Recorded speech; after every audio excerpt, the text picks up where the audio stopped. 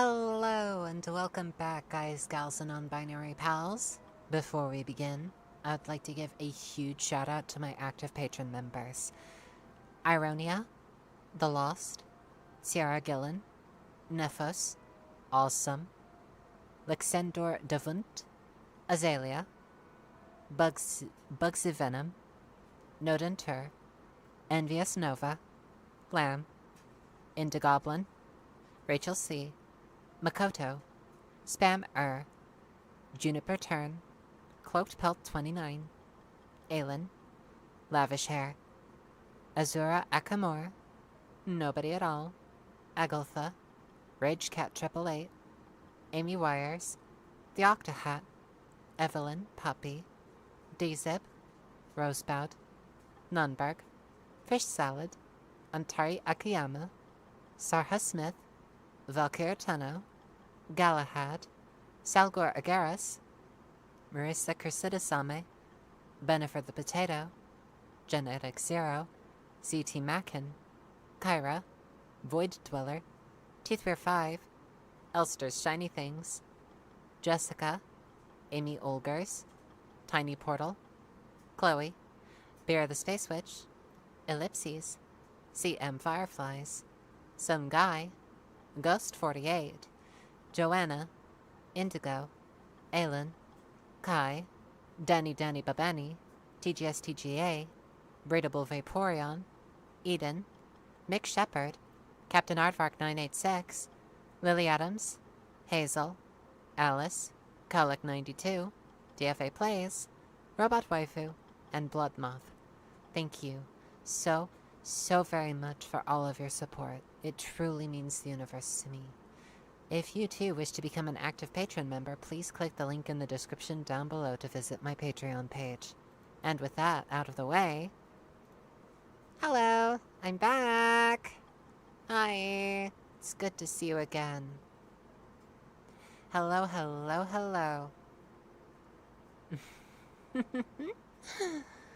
It's definitely good to be streaming again.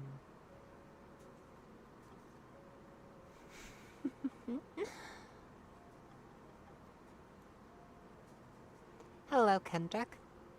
Bisexual. Emma, Mary, and Maya. Hi. So very good to see you again. Hello.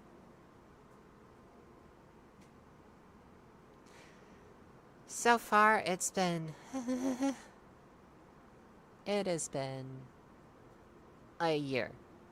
I've gone to Pennsylvania this year, and tomorrow I'm going back to Pennsylvania.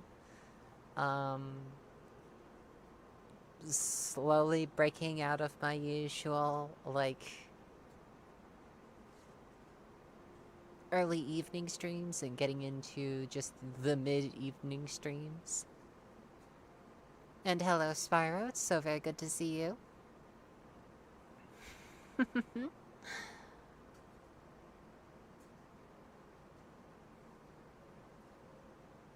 But, yeah.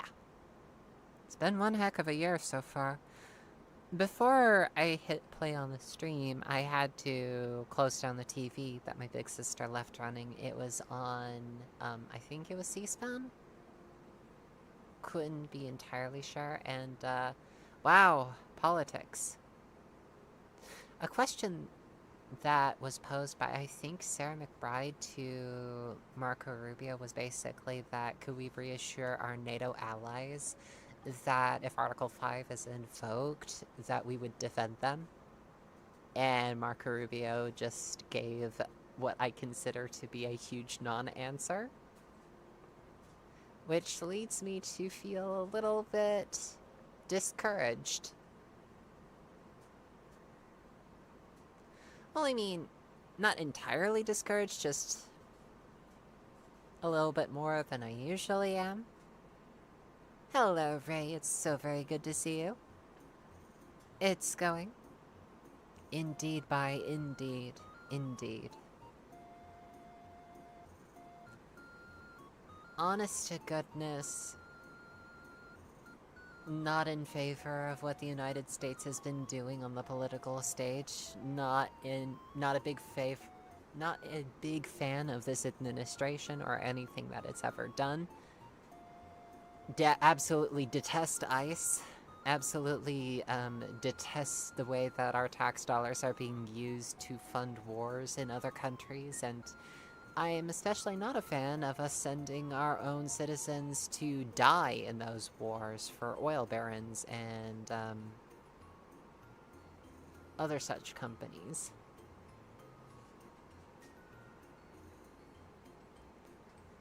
Racist America said with contempt. Pretty much, yeah. Would pretty much like to be a citizen of almost any other country right now. I do say that with a bit of an asterisk. There are a couple of other countries that I would not like to be a part of. So, I think, like, on the short list there is I definitely don't want to be a citizen of China, North Korea, Russia, or the United States.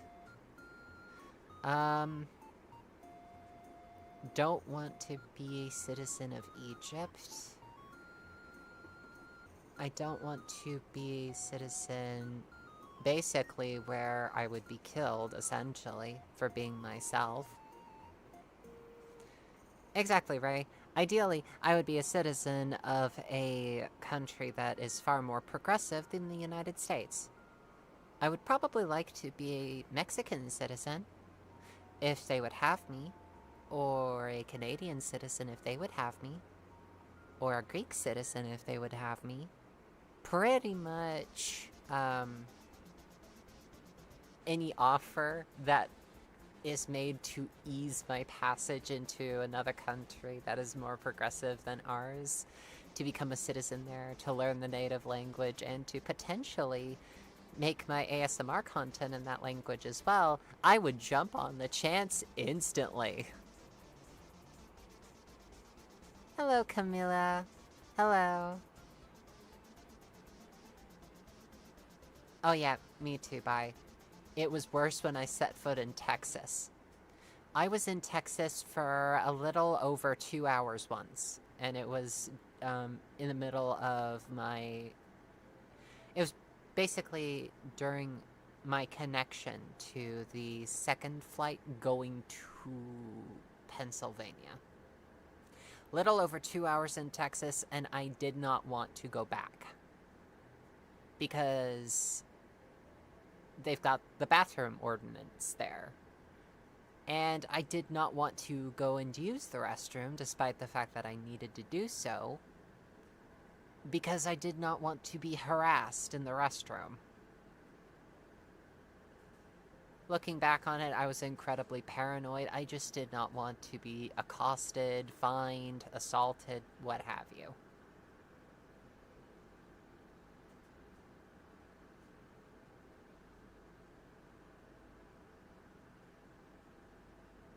I'm glad to hear that, Emma, that Canada is accepting trans refugees. Ray says, and this is why Pride Month must continue to exist for future generations. We've got a lot of work to do still. Precisely. Camilla says, Canada or Iceland? Probably Iceland if I can manage it. If I can get some decent internet in Iceland. Would not mind making Nordic ASMRs. What I mean to say by that is adopting the languages there and attempting to do my work in those languages. Sparrow says, come to the Nordics here in Northern Europe. The weather sucks ass, but the people can be nice. Is it cold? If it's cold, it doesn't suck to me. I like the cold. It means I can bundle up. Hey Bailey, been sitting up in Canada watching in horror at what is going on south of the border, trying to fight against it happening here, but our politics have been worryingly sliding to the right lately. Yeah, fight it tooth and nail. Fight it with every last ounce of strength you can. Don't let yourselves become us. Ray says Canada. I remember visiting there once. It was nice. Has its share of problems, but every country does. Sort of picking your poison in a way. Bai says, I'm originally from North Carolina, but now I'm in Mississippi. Now it hits different. I actually, I think on my way to Pennsylvania this time around, I am going to be making a stop in North Carolina. So if you're in Charlotte and see me at the airport, hi!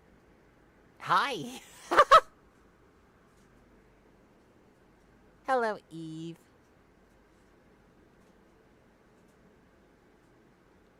All good, Emma. All good. Hi, Eve. Ray says, oh, that's awful. Not an unfounded fear, but awful nonetheless that the world is this cruel in general. Emma says, but yes, Canada's got its problems, I'm sure, but it's not America, so... Sparrow says, Iceland is one of the Nordic countries. Woo! Camilla says, I love Pride. Me too. Akira and I like to say Pride, Life, and Legacy. Not just a month, we're stealing the entire goddamn year. All the years. All the years that we live, it is going to be a celebration of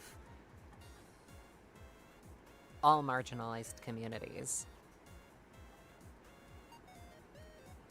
And active disdain of capitalism. Maya says, I love the gold. Me too. Get to bundle up. Emma says, I'd love to live in, like, Sweden. I feel like maybe. They're not Swedish, Mac. They're Norwegian. Camilla says, I like the ice and snow a lot. Maya says, I want to live in Canada so badly. I definitely would like to visit Canada. At the very least, to visit, to see what's going on there. In winter, fire and snow. Spar says it is cold and wet, watery and dark. But the winters are snowy with no sun. Summers are short, but with nightless nights, where the sun never sets. Interesting. Very much puppy tonight, says Eve. I see. Just while I say hi, now we say bye-bye, sees you. See you later, Eve. It was wonderful to see you again.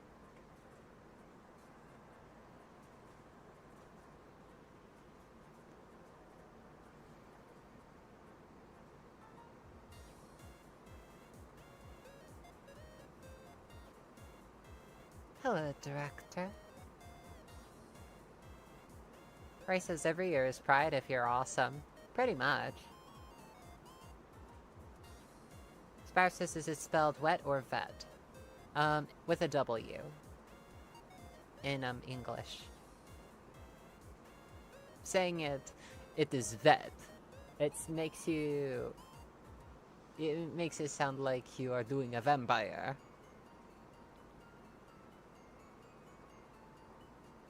Was going to say doing a vampire impression, stopped there, and is now reconsidering my entire line of work. Camilla says, mostly because the assault by the right on higher learning has been successful. Relatively speaking, it has been. I'm an outlier. I am incredibly uneducated. I just sound, on occasion, like I have higher education. All the college that I have was basically doing art stuff. Animation. That is where my expertise lies. It is not in mathematics. It's not even in greater literature. It's certainly not history. I am just an artsy person. Ray says they had automatic zip lining in Canada there, where you can watch the glowing lights behind Niagara Falls.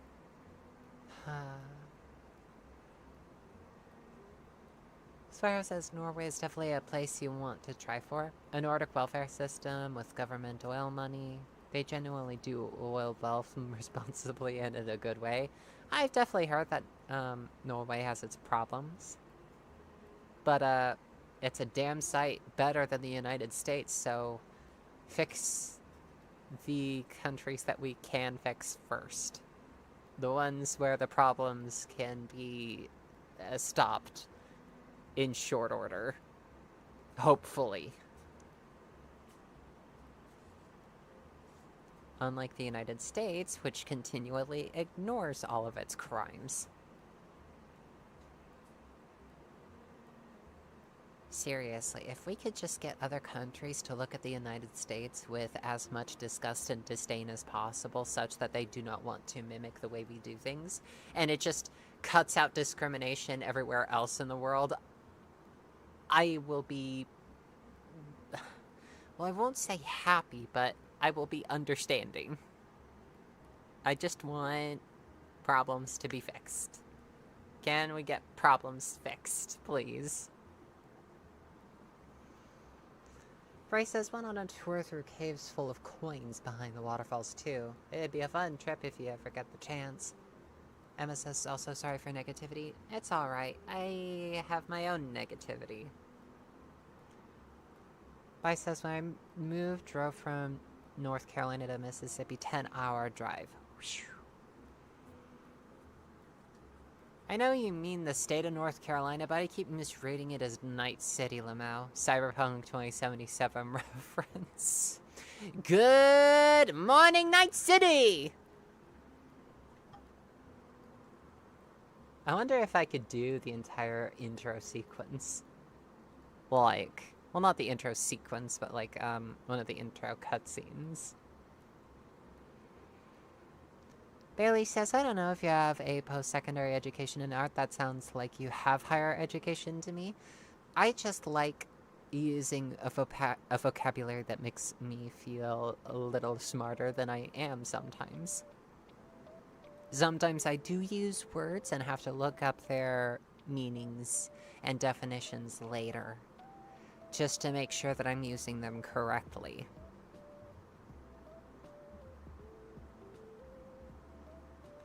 Brandon says, whoa there with those controversial statements like I want problems to be fixed in a big 2026. Yeah, fucking hate capitalism. Can we do something about that? Bai says, my highest level of education is high school. Never went to college.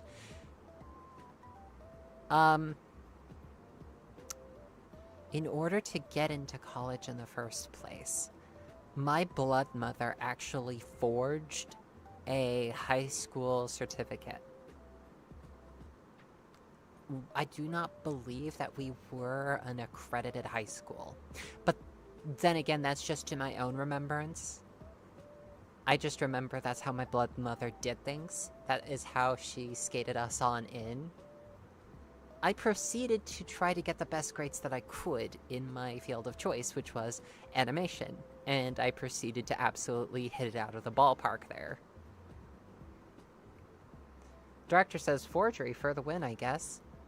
I do not condone it in a lot of cases, but if you can, then I'm certainly not going to say boo, especially if you attend your classes and you do your best to learn the material. Because as long as you're there and you're learning, I'm not going to complain. It's like seeing someone, like, walk out of a store with something without, like, appearing to have paid for it first. If you see something like that... Let me just... Yeah, if you ever see something like that... No, you didn't. If you see a mother walking out of a store with baby formula in her coat... No, the fuck you did not. You feel me? You see these big ol' eyes of mine? If you see someone, anyone, walk out with a loaf of bread in their hands, you didn't. You must be misremembering. You didn't see that.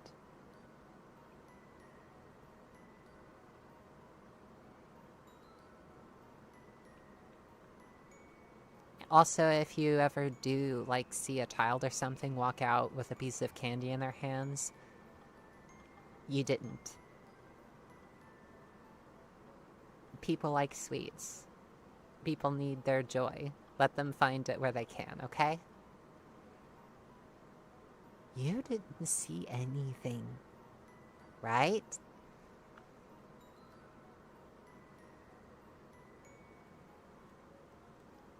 Anyway, enough of me threatening the audience.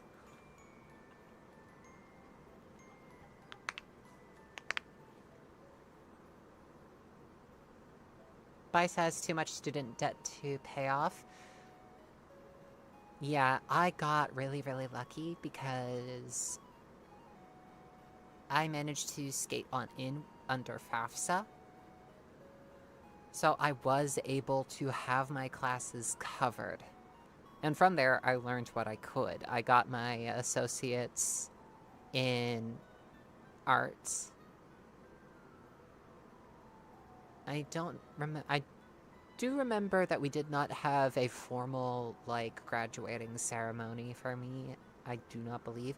But I did earn a certificate out of it. I am a low-level tech in the field of 3D animation. Camilla says I'm a lefty trans femme who hates everything. Well, surely not everything. Surely there's something that you love out there. Something that makes you smile. For me, it's my family, my friends, games, sugary treats, savory foods, all of the tasty foods. Sparrow says, is blood mother similar to gene donor in connotations? Pretty much. I am not going to sugarcoat it. I fucking hate my brood mother, my blood mother, my gene donator. I do not like her in the slightest. She fucked with my head severe. And she perpetrated an atmosphere of absolute... how to phrase completely. It sucked. It absolutely sucked. And she allowed an abusive fucker to basically make us cower in fear whenever he was around. A person who actively treated me like I was the devil for months on end before just going back to treating me how he usually did. Before that happened, all over a Monster energy drink that, yes, I agree, I should not have taken without asking. But if he goes off on something that fucking petty, how likely are you to trust him? Not fucking likely.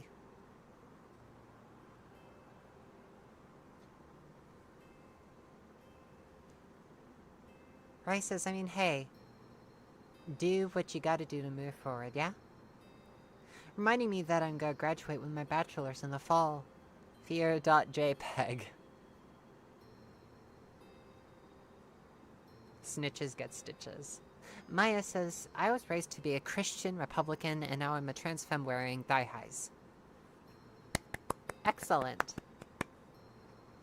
Director says it's never a bad thing to want to learn. The more you know, the better you understand the world, and the better you understand the world, the more effectively you can change it. One of the biggest lies that was ever, perpetrated is that children do not want to learn. Children do want to learn. They want to know basically as much as they can know without hurting themselves. And that's where the problem comes in. Because with the standardized school system that we've got, broken as it is, it forces students to basically work a full-time job trying to learn, and then work a full-time job at home to try to learn some more and to cram that information in. They're dealing with all of the stress, they're dealing with a lack of sleep, they're falling asleep in classes, and as a consequence, they're not enjoying what they are learning. And so they don't retain it. Ray says, hey, evidently you still kept those animation skills. I'm still incredibly rusty on in a lot of areas, but hey, one of the things I really want to do with Foxden Studios is basically to get better at animation and start animating some of my ASMR audios.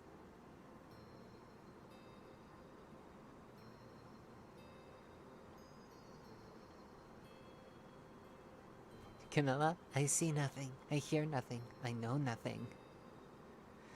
Mindfire says, I'm honestly just hoping for the governing bodies will be the majority people young enough to have living parents before the decade's over.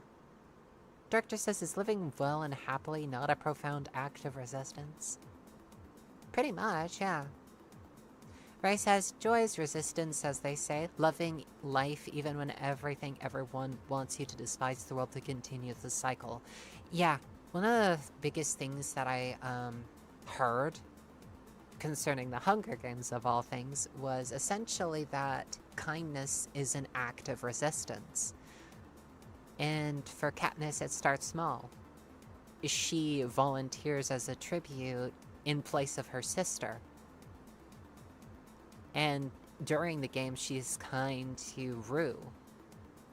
And that kindness is perpetrated by, I think, another of District 11's champions, who basically saw that kindness directed towards Rue, and then reciprocated that kindness to Katniss, to his enemy. And then the kindness continues to bleed outward until Katniss is being kind to people who she beforehand probably would not have been. And each time it breaks down a bit more of the cruelty around her. Kindness as an act of resistance. When the Hunger Games actively try to kill your empathy at its source, to kill your empathy and not see the tributes as actually, like, human lives, basically just as entertainment, then showing basic humanity becomes an act of resistance against a tyrannical regime.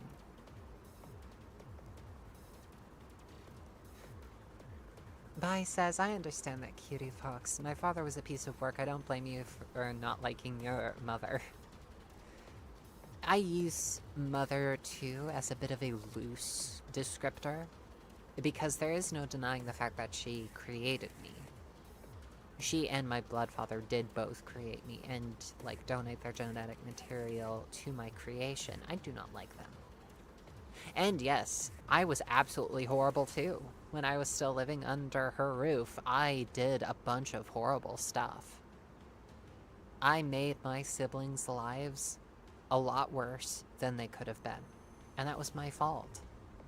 They deserved an easier going. They deserved a sister who actually, like, stuck up for them and actually took the fall. You know, when I had the opportunity to. I certainly should have had the motivation to. And I could, like, blame my blood mother for that, but I will accept responsibility for what I should have done. Camilla, thank you so very much for the $20. Dog for me, but if you want the long and short of it, my dad is the director of an oil plant too, right wing for my grandfather. I was born in Texas. I was special ed and grew up in a small town populated by rich people. I see. I see.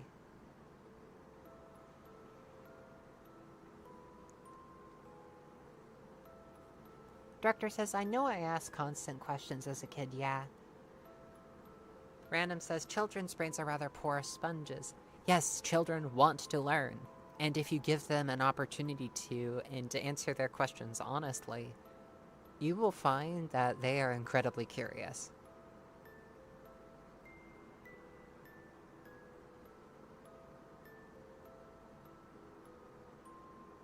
Bailey says, honestly, making a forgery so you can get into university and honestly trying your best is so much better than using AI to skip out on actually learning anything during your degree.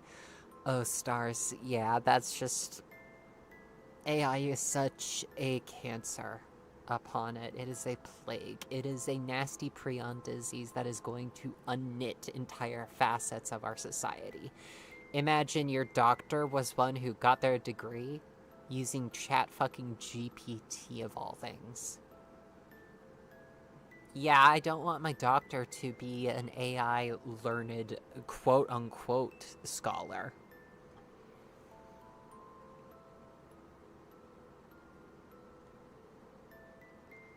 Hello, Tenki.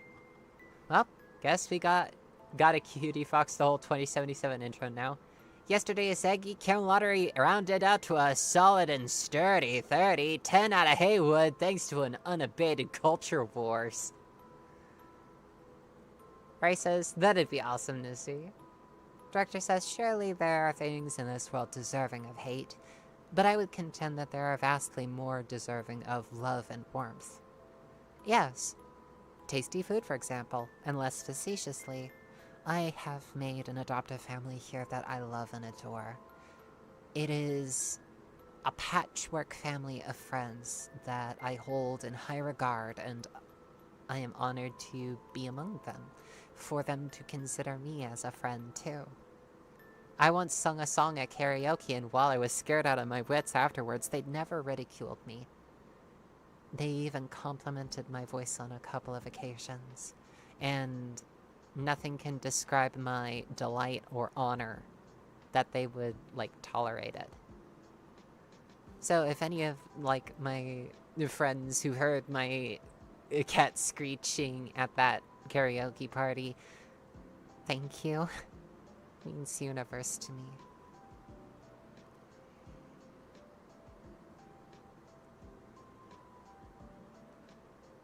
Random says, wow, I haven't heard about Hunger Games in ages. Ray says the rippling effect from one small act of kindness. Seeing the impact you have on other people in real time like that really is encouraging. Yes. Director says, and you don't have to do anything profound either. Compliment some random passerby's hat or something. The endless domino chain of humanity will make so many people's days better with one small act. So I give out compliments to people willy-nilly whenever I can, complimenting someone's shirt or their hair, and just generally how they look. I do that with most people I see. I want to be a kind person. Bai says, I grew up horrible, but I'm glad I changed for the better. I think that there is a little bit of nastiness in every single one of us, but that nastiness is a consequence of the hurt that has been inflicted upon us.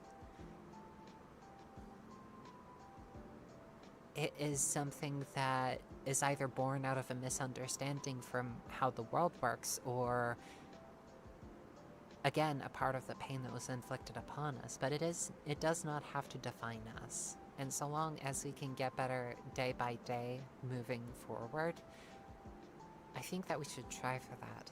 I have had a lot of days where I just never wanted to get out of bed, and there were quite a few days where I just wanted nothing more than to never wake up, to just never be again. I fight against that, and I like to think that I've succeeded. Well, I mean, I did succeed a lot. I'm still here after all. I'm still chattering your ears off. That, and I'm really selfish. I selfishly cling to life. I drink it deeply. Even when I feel selfish for doing so. I don't think I'm going anywhere anytime soon.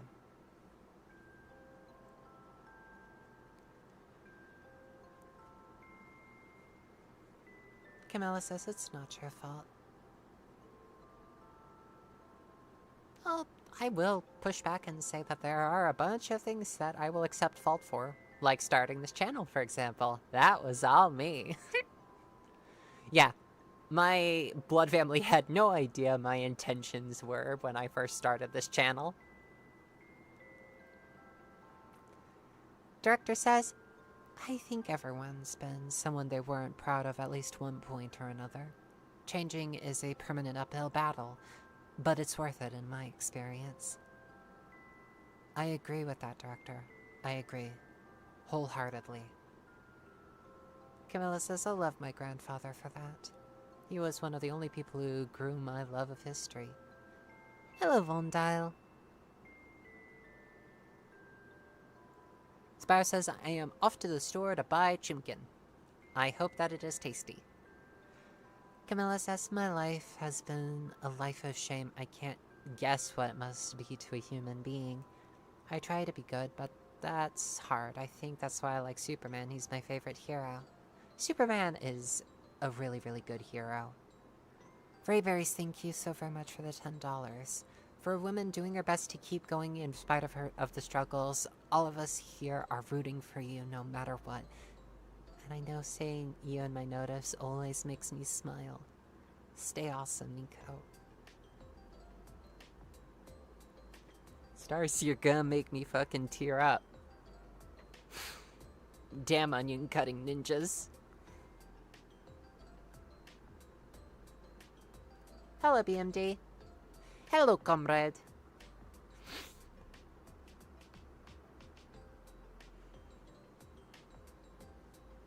Oh, stars. Wandal says, listen to Godskin Apostle. Trust me, it is amazing. Oh, you're a bit late to that one, Dial. I have already listened to it, and it's one of my favorite songs.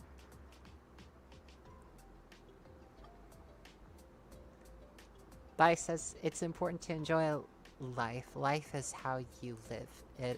Enjoy life, have fun. Ray says, oh, as long as it's good tears. Yes. Very much happy. Camilla says, I know I'm routing for you. Snuggles. Thank you, Emma. Ray says, and I say as I see it, you know. Ba, ba, ba, ba, ba.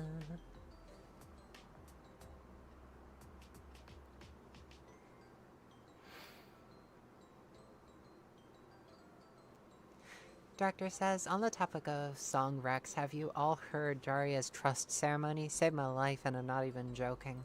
I've not heard it, actually. BMD says, how have you been, Fox? I have had a lot of ups and I've had a lot of downs. Right now, I am feeling rather positive. Welcome, Setiko. I have been slowly learning to be more selfish with life.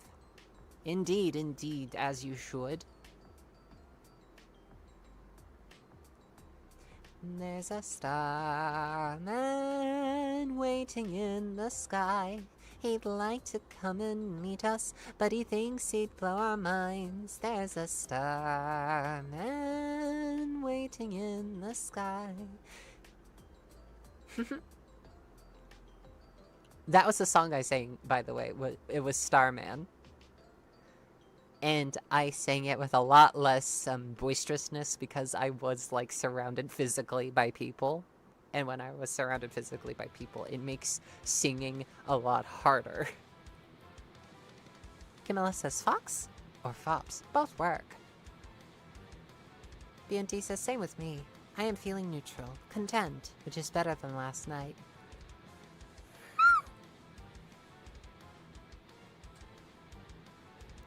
Director says the whole album is solid gold, but the last two songs, Russian Doll and Trust Ceremony itself, are exceptionally good. Wandel says, good times. Hello, Frog Maiden. Welcome, welcome. There's actually a song that I found out simply because I heard it in a Madman Fenrir video.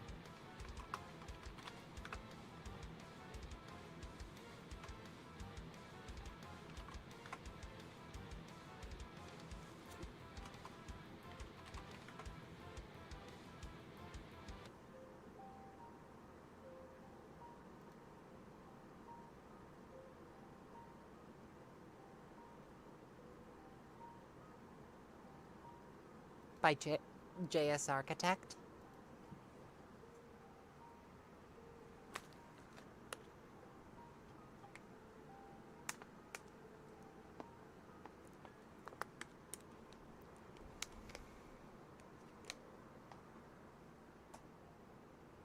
Fox in a box? Fox box? But yeah, there's a song that I really, really like. That I kind of want to sing for you. as I kill the background soundtrack so that I can sing it. Ba-ba-bum, ba-ba-bum. Ba-ba.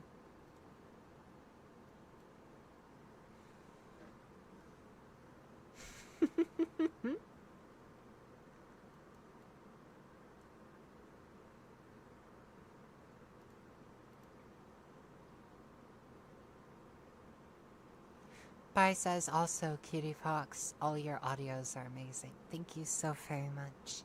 I appreciate it. I do my best on the writing of all of that.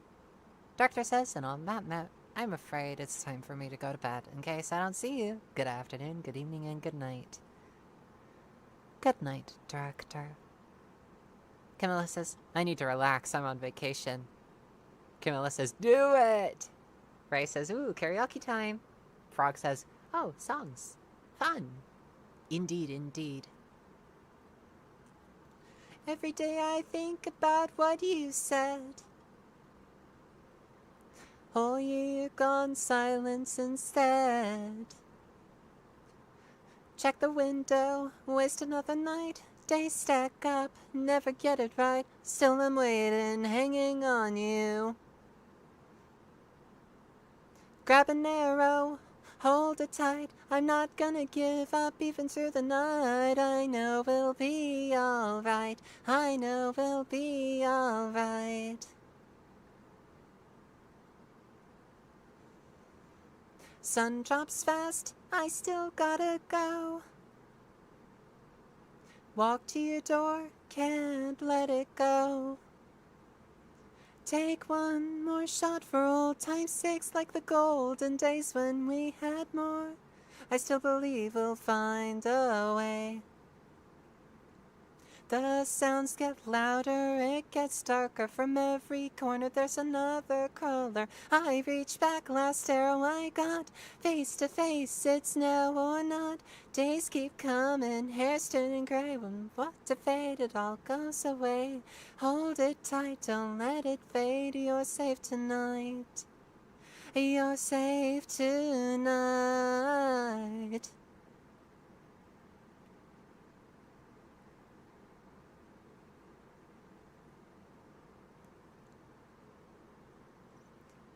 Grab an arrow, hold it tight. I'm not gonna give up even through the night. I know we'll be alright. I know we'll be alright. We'll be alright.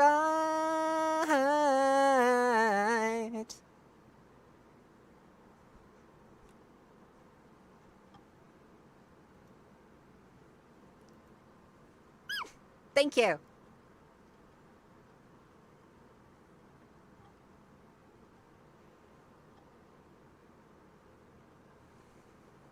Hello, Black Wolf. Welcome.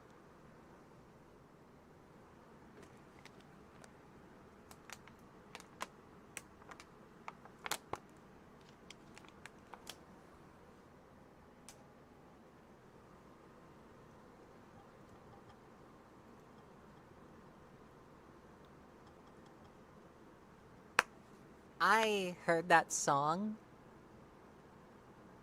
in one of Madman Fenrir's videos, and then I heard it, the entire thing back to front, and I'm like, oh yeah, I love it. Especially that really crunchy guitar. Ooh, it's so good.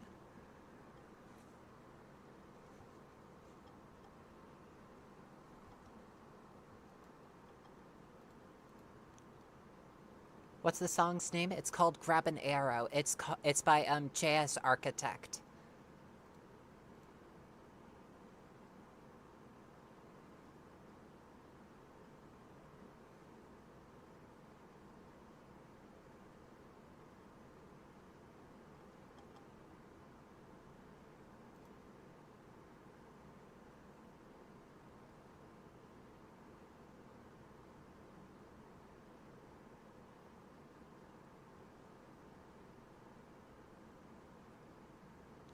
Thing about it is that even if I really wanted to, I don't know if I could actually sing any of Lulu Yam's songs because they're rap, and sometimes she speaks a little bit faster than I can. I can speak quickly, but I can't sing that quickly. Bixby voice privacy contents have been updated. Hello? Review the updated items on your screen.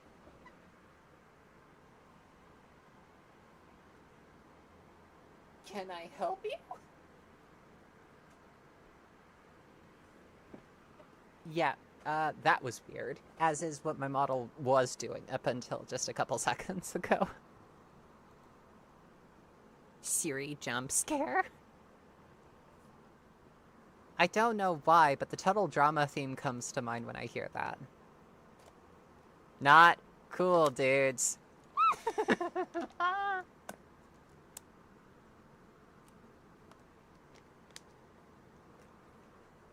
Ray says it's actually bouncing along to the rhythm while you're saying, and it sounds so fun. Wandal says, what? What happened? Oh, something behind me, I think it was like a Siri or something that started speaking, and I just got really, really scared. Like, ooh.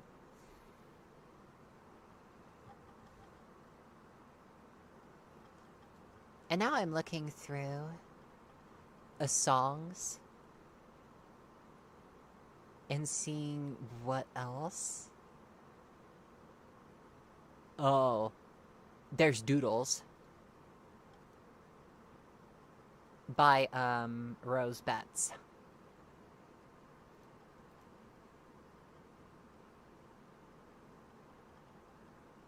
So would you like to hear Doodles by Rose Betts?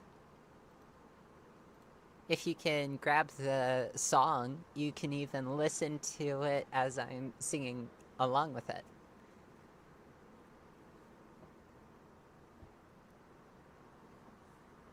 Camilla says, not as scary as me, of course, but still scary.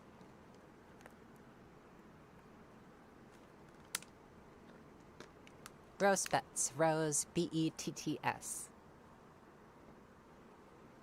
And the song's name is Doodles.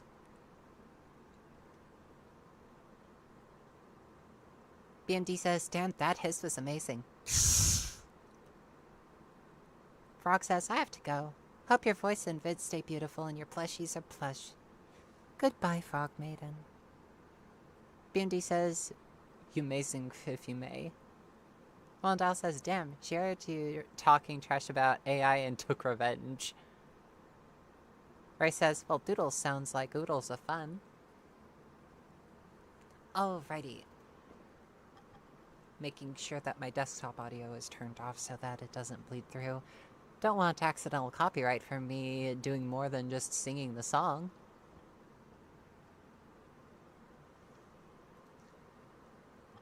So it's one for the night when I broke his heart, one for the joke that I took too far, and it's one for the dent in the rental car. The doodles I'd undo, I've got doodles I'd undo, and doodles I'd unmake when the road is passing you. Oh, this I won't break. I've got lies I'd swap for truths, and truths that I'd unsay. So when the barman's passing through, there is no knowing that I'll take. 'Cause it's one for the night when I broke his heart, one for the joke that I took too far, and it's one for the dent in the rental car, the doodles I'd undo. And it's one for the times when I let them win, one for the light that I let him dim, and it's one for a kiss that should never have been. The doodles I'd undo, I've got doodles I've undone, and doodles I've undid. I've got days I can't outrun, and days I can't unlive. I've flown too close to the sun, and too close to the wind. So tell the barman, leave it open, I'ma need a couple more drinks. 'Cause it's one for the night when I broke his heart, one for the joke that I took too far, and it's one for the dent in the rental car, the doodles I'd undo. And it's one for the times when I let them win, one for the light that I let him dim, and it's one for a kiss that should never have been. The doodles I'd undo, na na da dum na na da. Da da da da da da da la da da da da da da da la da da da da da da da. So it's one for the chaos and one for the crack, one for the kiss I should not have done then, and it's one for the lover that I'll never get back. The doodles I'd undo.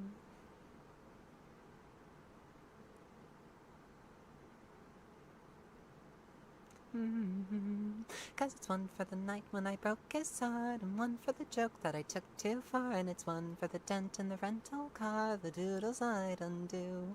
And it's one for the times when I let them win, one for the light that I let him dim, and it's one for a kiss that should never have been, the doodles I'd undo.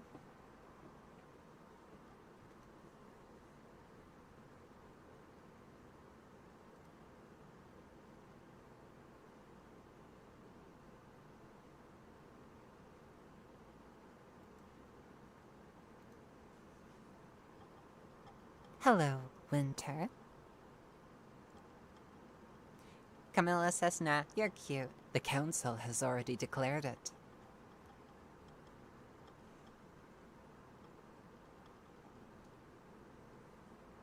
Emma says, Fox sings, YouTube, how dare you use copyrighted audio? What did I do? This reminds me of the Green Dragon Tavern song from Lord of the Rings. Winter, I'm not cute, I'm very scary. Thank you so very much, Ray. Thank you. Many thanks.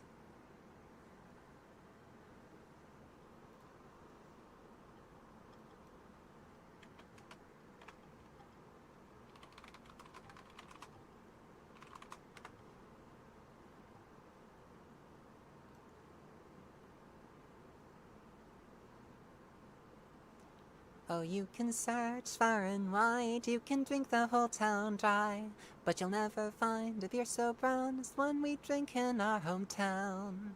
You can drink your fancy ales, you can drink 'em by the flagon, but the only brew for the brave and true.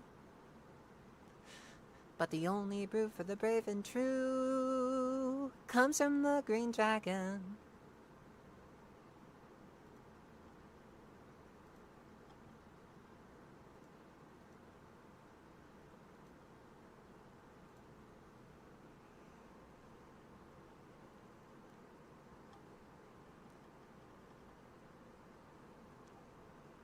Wandal says, I know this is going to sound weird, but... Camilla says, this is great. Ray says, now I gotta add that to my watch later.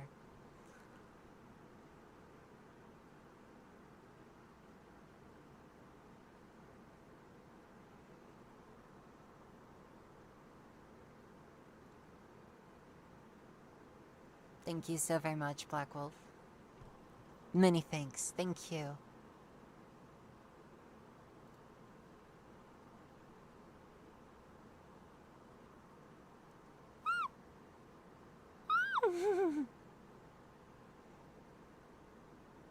We are the Village Green Preservation Society. You look into the eyes of the Dryad Medusa. You are now stoned. Don't you mean turned to stone?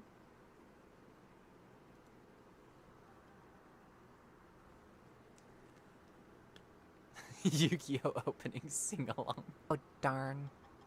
My OBS crashed. I'm so sorry. Are you still there? Hello? Hello? Hello? Hello? Hello? Hello? Hello? Sam Firefly says, I just watched Obsession. It was pretty good yandere horror. The only critique I have of that is that the yandere in question very obviously was not in control of her own faculties and was horrified by what she was doing. If she really was like a batshit crazy yandere and doing it for the love of the game, I would love it. Did you crash again?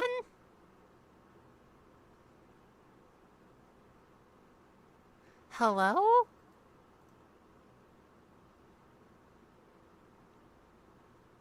What the fuck?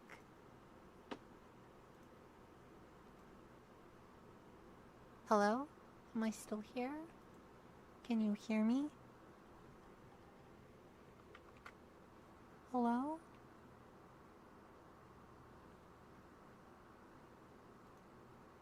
Hello? Hello?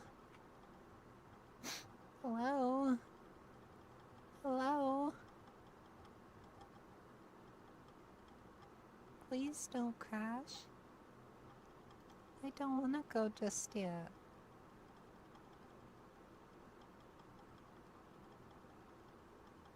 Please?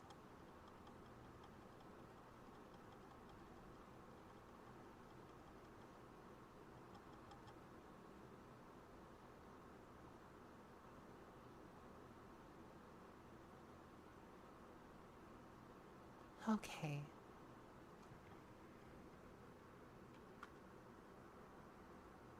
We seem to be okay. For now.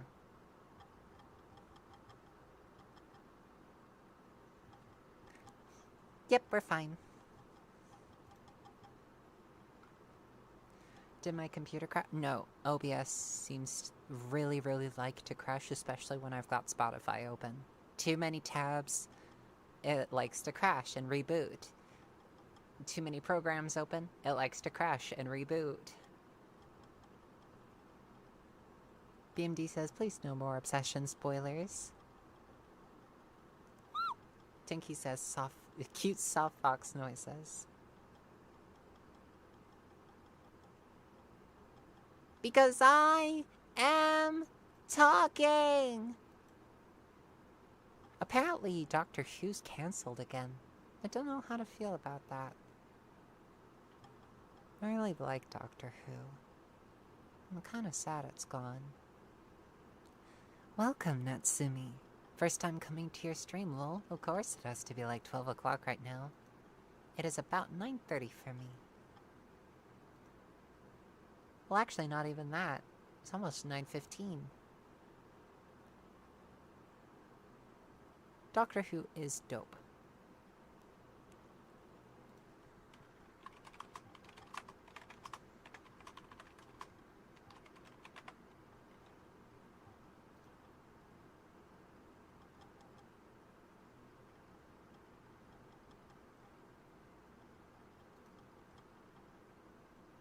Yeah, Doctor Who's cancelled. Camilla's right. Everything ends.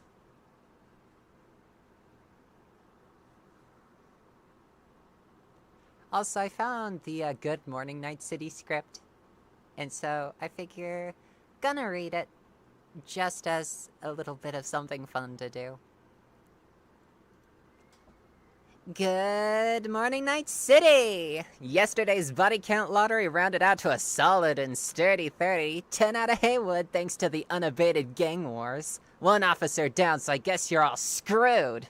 Cause the NCPD will not let that go.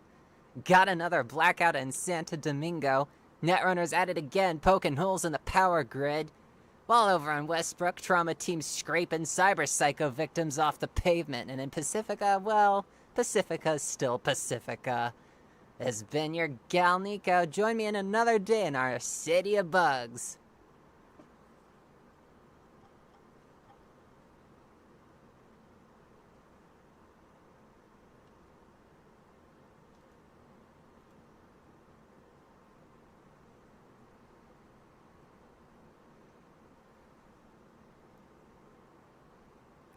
Camilla says, I think endings are better than something going on and on infinitely because corporate executives need money.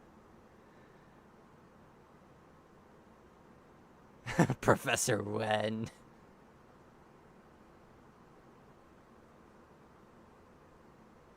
I need to make a parody series that's just Professor Wen. Camilla says, Ray and I are time zone buddies. Ray says that voice was awesome. I just did the best I could to sort of emulate that sort of really punk Night City tone.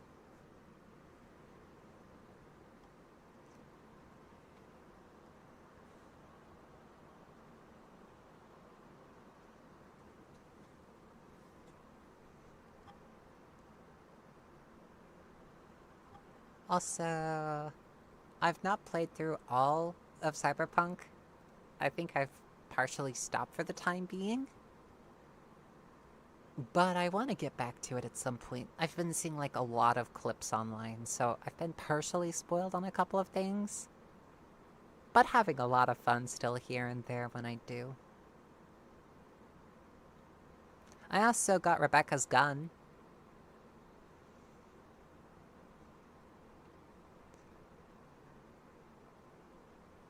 Ray says, the way I'm reminded of the announcer from Cuphead, a great slam and then some. You're up!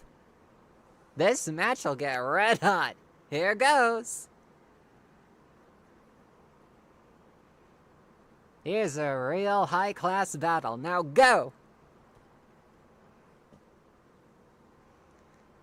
Mindfire says, Doctor Who and the Master implies the existence of a Time Lord named the Bachelor. My Doctor Who lore knowledge starts and ends with the Magic the Gathering cards.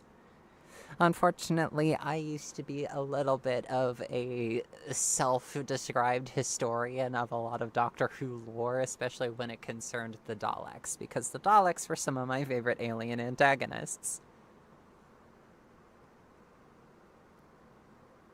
Mondao says, it is not super glitchy. Not anymore. But it still sometimes bugs out. Maya says, my internet keeps going out. It also might not be entirely your fault. Sometimes my internet bugs out too. Ray says, I bought the base game for Cuphead recently, and I am still stuck on aisle 1 because the hand-eye cord is no bueno. Maybe I should play a little bit of Elden Ring again. It's been a while since I've played Elden Ring. I have over 1,000 hours in Elden Ring, though. I should probably not.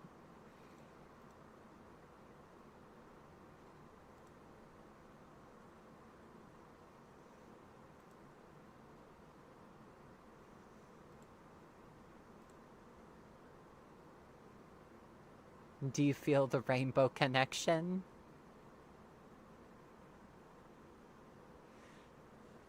She says as a giant M walks on screen.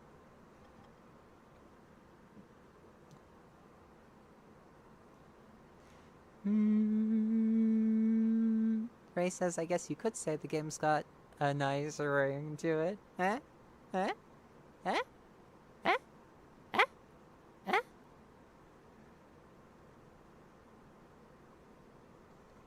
Maya says, I think I'm gonna have to leave till I fix my internet. I'm sorry. Camilla says, it's a song. I know, it's from the Muppet movie.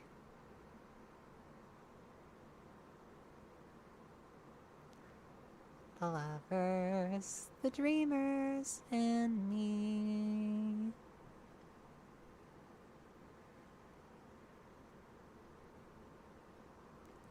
Ice God.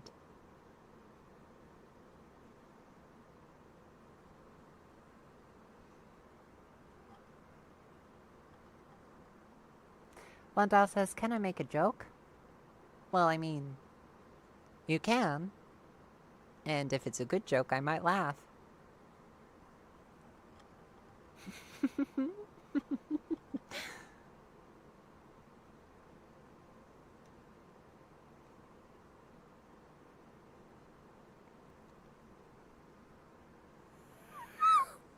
Excuse me.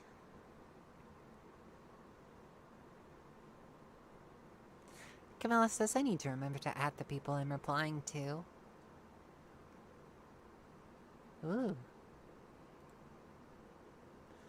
Tenki says, thank you too, at my last chat, but would 100% support Cutiefox Professor Wen getting trans girlies and taking them through time and space to become their best self, or possibly dark fates. Probably trying to save them from dark fates. Like, in the future, the trans girlies become evil when capitalism or something. Mondale says her saying that just completely drained my confidence. No, I'm sorry. Please make your joke. I really do like jokes.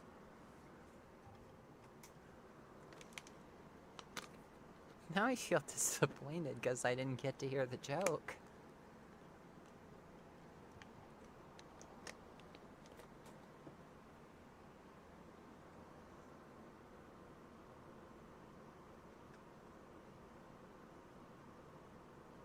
don't think I can make too many intentional jokes. Sometimes I'm just funny when I don't mean to be, and sometimes I'm funny when I'm trying to be serious, which sometimes can get irritating. But other times I do want to try to make someone laugh. But unfortunately, I can't always do that. I am not a very confident sort of person. If I was talking to you face to face in real life, I probably would be a lot more nervous and a lot less well-spoken than I am right now. Ray says, honestly, the YouTube ads never work for me, so I just say the closest thing to the person's name, or type fast enough to be the reply right under. The reply right under. The reply down under. Camilla says anyone can joke. It's a skill, and like any other, it can be improved like any other. But yeah, there are sometimes skills that you would look at and think are incredibly, well-developed. Like, say, imagine you're with your friend, you've known this friend for several years, you know them as a pretty upstanding sort of person. And let's say that through circumstances beyond either of your control, you end up running afoul of a police officer. Effortlessly, as if it were second nature, your friend just tells the most convincing lie ever. And you almost believe them too until you examine it for yourself and realize that it's a lie.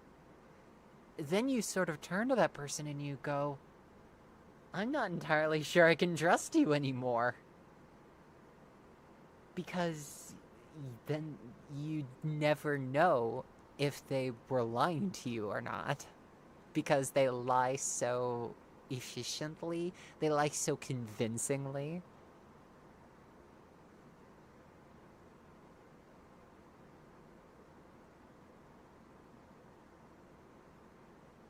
Ray says, oh, that takes skill. Improvisational acting. Camilla says, SCP gender switching stone is the best. Mindfire says, Professor Wen taking trans girls on adventures. It's just SCP-6113. Pretty much.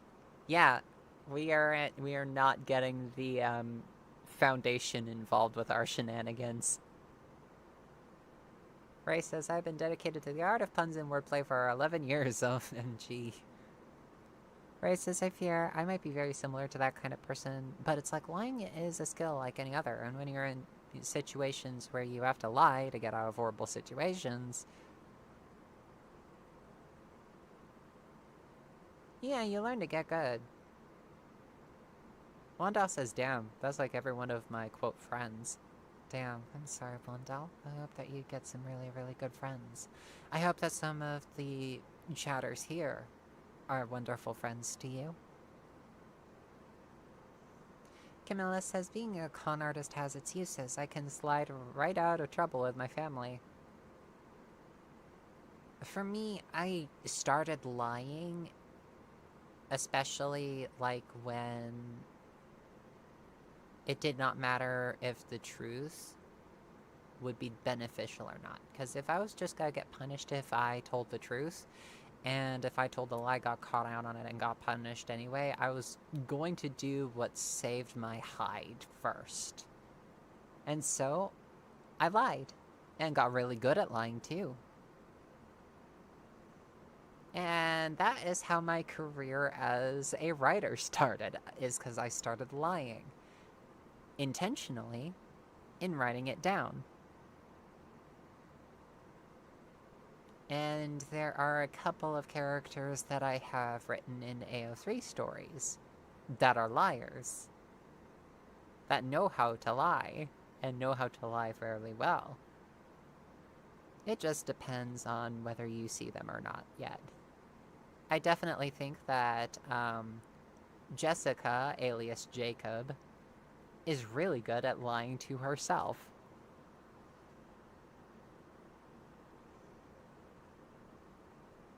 Trashcan Dweller says, been quiet entire stream, then heard SCP and immediately paid attention and dropped my phone. I'm so terribly sorry, Trashcan Dweller. Also, welcome to the stream.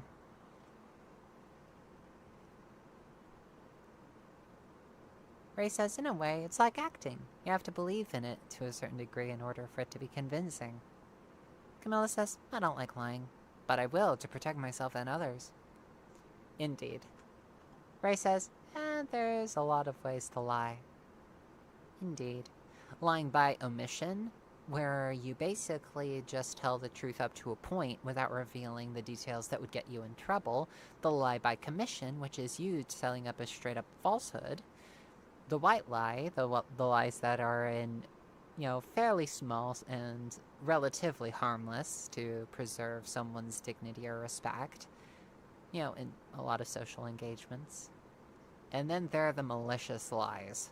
The darkest of the dark lies. The lies that use hell in order to get someone else in trouble. In my general experience, I try to stay away from that last kind. I try to stay away from actively malicious lies. The only reason I would ever do such a horrible thing would be if that lie in particular managed to spark an investigation as to an evildoer's actual goings-on, and then they would get pinned for that instead.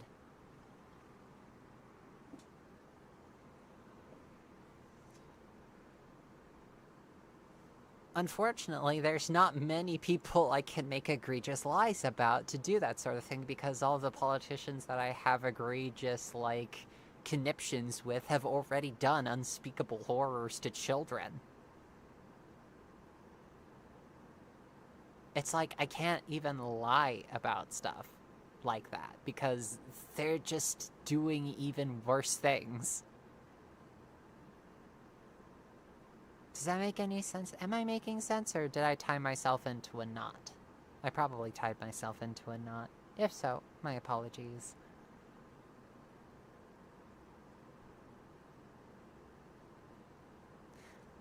Natsumi says, I suck at lying, my ass always caught because I get so nervous when lying. Ray says, the way this is reminding me of that drawing I finished for a creative project of mine where the protags are both different kinds of liars. Sparrow says, just got out of the store with a can of beepus. Also with a rotated chicken, rotisserie grilled chicken. A rotated chicken.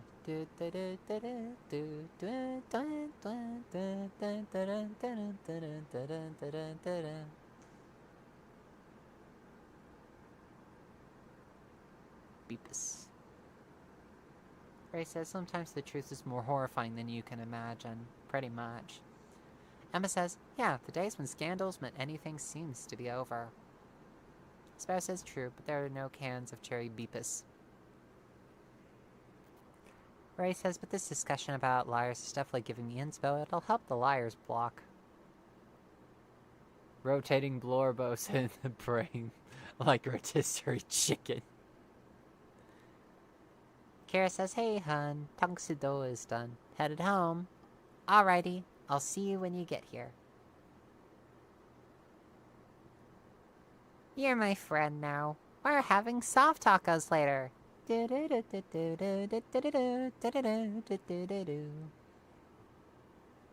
Kimmo says, why does Light Yagami suddenly make a lot of sense? I'm just saying if Death Note was real, we the people in power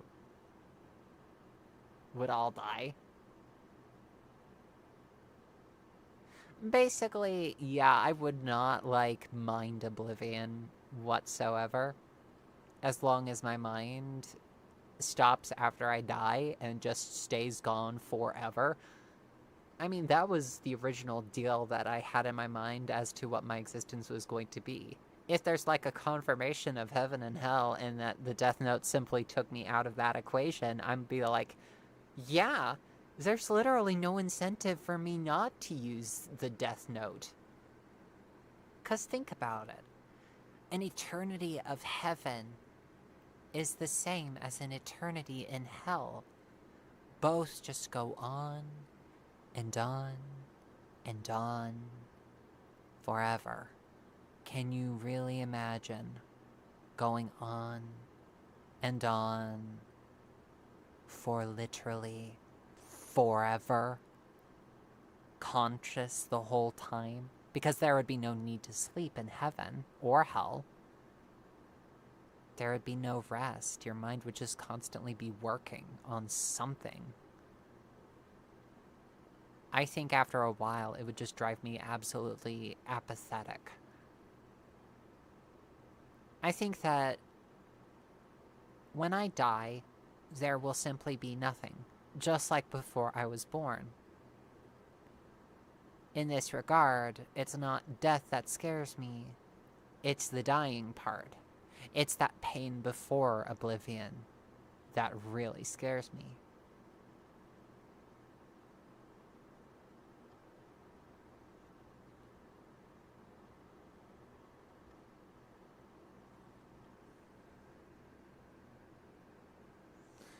When humans die, they all go to nothingness in the manga. Ryuk likes messing with people, that's why he added that message. I see.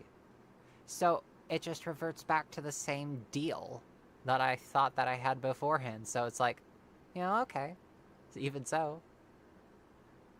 Wandal says there's a theory that a Death Note user becomes a Shinigami. Who knows, maybe. Ray says, honestly, forever wouldn't be so bad if it meant getting to be with the people I love up there, having fun adventures, as sappy, embarrassing as that sounds, making happy memories in heaven. Well, if there is a heaven and consequently there is a hell that was confirmed to exist, I don't think that the system is right. And I don't think the system is good. And I would still prefer oblivion after a while, because being in a heaven doesn't appeal to me. Especially if I was aware of people being tortured in hell. It doesn't make things right in my view. It's just pointless.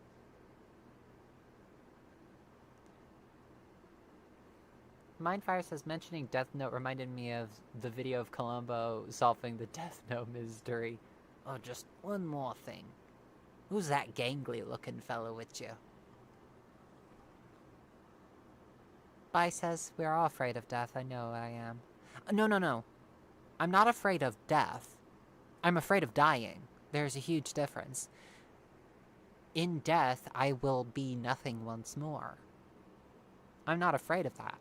I was nothing before I was born. Not suffered much in the way before then. At least, not that I can remember. And to be, completely fair, that's like a moot point. I'm pretty sure that before I was born, I would not remember anything. After I'm dead, that is it. There's just nothing. The electrical impulses that go on between my ears and this little thing I call a brain, they'll stop. The electricity will dissipate into the surrounding environment as whatever happens inside happens. I will stop. My body will decompose. My bones will crack and turn to dust very slowly.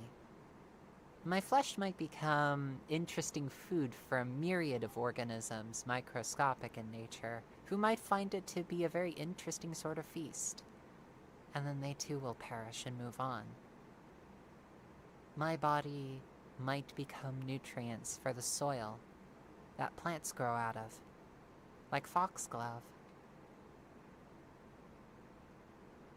In such a way, that will be my legacy, beyond what I created on the internet. I will simply return to being the matter that I was before, just in a rearranged state, upon this planet, of which I am a part and I call home.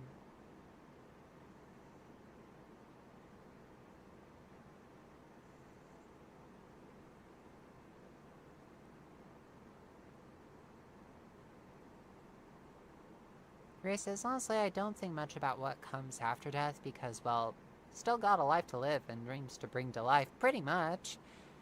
And I've also got the added, this life appears to be the only one we've got, so use it wisely. And if it means living as I do, a hedonist, then I will live as a hedonist.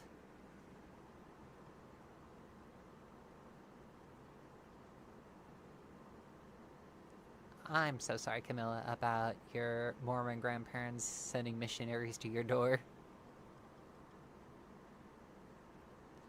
Cosmochum says, dying as a whole is a freaky concept. I went under anesthesia for a wisdom tooth surgery, and it got me to think about death a lot.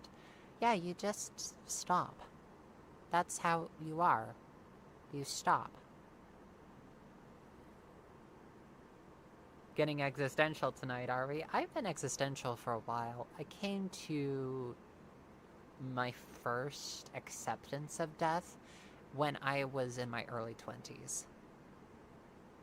I am 25 now, will be 26 in September, so definitely not in my, quote, early 20s anymore. More so my mid-20s to my late 20s.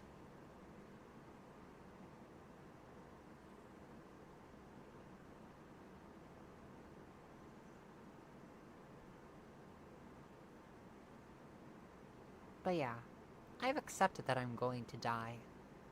Don't want it to be soon, but I don't really get to choose now, do I? I could drop dead as soon as the stream closes, or on the flight tomorrow. Or I could die 20, 40, 60. Hell, if I'm really lucky, I may even die 80 years from now. But I will die one day. And that's okay. It will have to be okay. So, my overarching point on that count is that I'm honored to be here. I'm honored to have gone on this journey with the people that I love and trust. I'm honored that I get to experience this at all. And when it ends, as it will, it is my fervent hope that I will carry the memories of all of this with me, in one shape or another.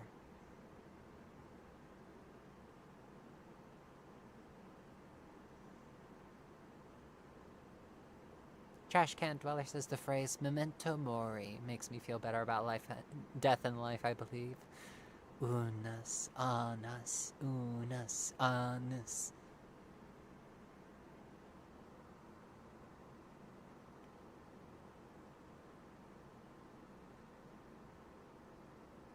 Ray says, remember to die like 1 year. Natsumi says, dying is scary, but ASMR helps me cope with that. Bai says, can I tell you a story, Cutiefox, that happened to me? A real story? Go right ahead. Emma says, we've not existed for infinitely longer than we have existed, so when we die, it's just a return to normalcy. Pretty much. I like to think that we are an interesting chemical biological reaction. Not intended, but fascinating. And it is a fascinating experiment that I believe is worthwhile. Don't you agree? Camilla says, I don't mind dying ever since I became an atheist. Same! Honestly. I think it's the afterlife part of religions that just freaks me out. I've got my own story that I'll tell after I read through a couple more of these comments. Mondal says, I like to believe all versions of the afterlife from all religions are real. That conflicts. There are so many, versions of heaven and hell that conflict, even between two members of the same religion. So just thinking about the conflicting elements of all afterlives at once, don't even want to get started. Cosmochum says, you're a year older than me. Yeah. Believe it or not, Vermilion ASMR and I are actually the same age. Ray says, I mean, I'm also getting into mid-20s and I'm still unnerved by all of it. I don't know. Cosmochum says, maybe we'll get to be fox girls in the next life. Who knows? If we don't retain our memories, is it really us? Mindfire says, if less than 100 years of your actions can result in eternal torment, how does that logically make sense? Pretty much. I do not like the idea. I don't agree with the idea. I do not believe that a hell exists. I do not believe that there is a heaven either. I am an atheist, and more so, I consider myself a bit of an epistivist because I don't like the idea of faith either. I like the idea of evidence. I like figuring out the things that are actually true and holding nothing to be true simply by faith. That's why I tend to say things like with a grain of salt a lot. Because even my accidental, like, coming on to the truth does not mean that I am not ignorant. I am incredibly ignorant of a lot of things, of a lot of subjects, and need to do a lot of research. But from what I can see around me, I can tentatively make a couple of assumptions about the universe, i.e., what biology has taught me about evolutionary processes and how, animals reproduce in a lot of cases, and how sometimes geese are bastards. But yeah, I still take what I know very seriously by tacking on grains of sand, piles and mountains of salt where I can. So we are all honest about what we know and what we can try to figure out together. Camilla says it's funny because the Mormon boys are not the A-team, so after a bit of theology and counter-theology, they left like 5 minutes later. Hey, Brandon! Ray says it's like a clock above the head end, running out of time, knowing you don't get second chances. I guess it's the fear of living my life wrong or wasting it. Emma says, but yeah, please do not die yet. Ray says, as silly as that sounds, it's not silly. Cosmichum says, did you know you're much more likely to be struck by lightning than being born? Your first battle royale was against 40 million to over 1 billion other contestants. Pretty much. Yeah, it's pretty fascinating that we came to be at all. And yet we did. Camilla says, wait, you were born a month after me. Wow, I'm getting old. Mindfire says, conflict resolution. People are subjected to the afterlife system they believe in. I will counter that with, we do not have concrete evidence to support the idea of any afterlives existing whatsoever. And so I believe that we should act in accordance with there not being any. Not until we get concrete resolution to that, which is impossible by definition. We do not appear to have souls. Not in the traditional sense. If a soul is the electrical impulses that are inside of our brains, when those stop, they simply dissipate into the surrounding environment. So it's quite literally lightning that's discharged. Energy moving from high potential to low potential. Or low from high. I always mix those two up. Bai says, before I was born, while my mom was pregnant with me, she got into a car crash that killed her. They brought her back 3 times. They said it was a miracle that I survived. I'm happy to be here. And now I'm 28, I'll be 30 in 27. Okay.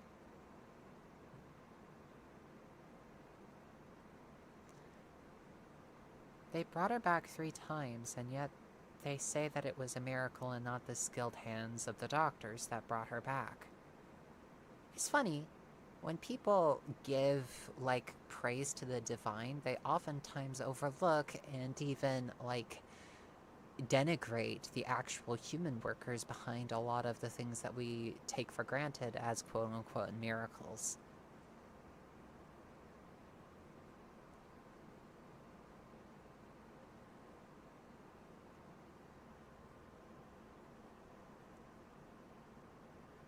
Bai says, I'm glad the doctors saved me.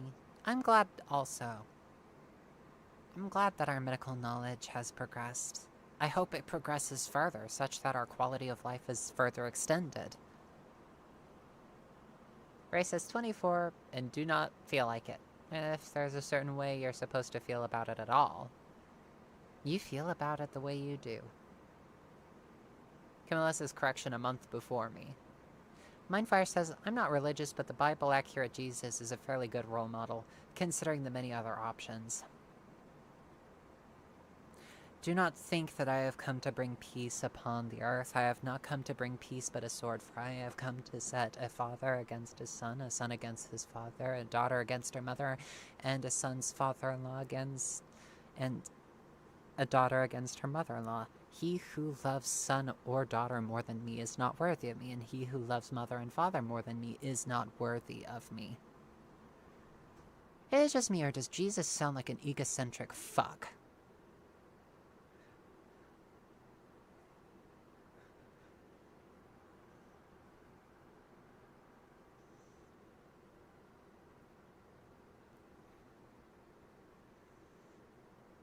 One dial says, how we get from Cuphead to Death Note to question if there is a heaven or hell at all. Yeah, that's how a lot of these conversations tend to go. But yeah, if I ran afoul of any of the quote biblical characters, I would have conniptions with every single fluffing one of them. Every one of them.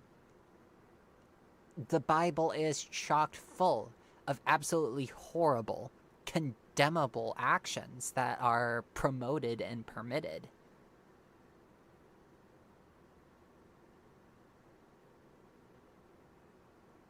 Just off of the top of my head, from a list that Aaron Ra compiled once, the Bible permits and promotes animal cruelty, slavery, incest, abuse of slaves, spousal abuse, child molestation,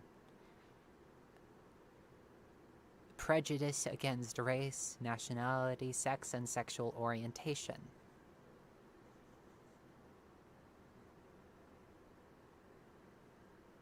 And there is actually abortion sanctioned and, in fact, ordered in the Bible.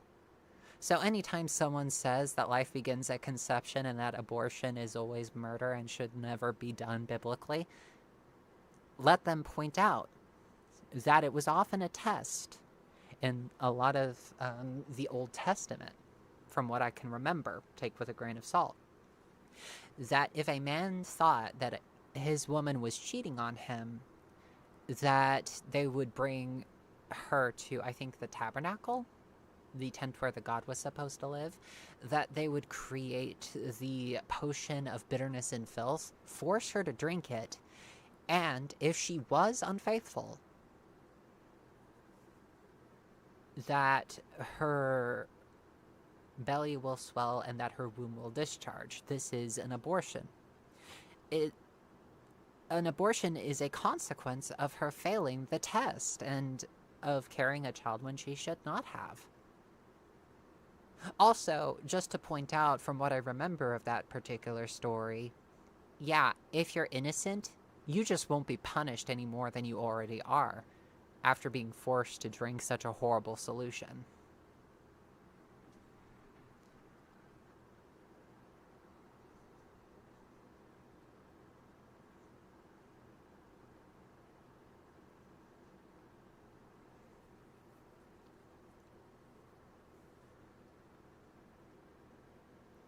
Cosmic Chim says, I think I'm agnostic. Want to believe there's something more when I die, but to be completely realistic, nobody knows.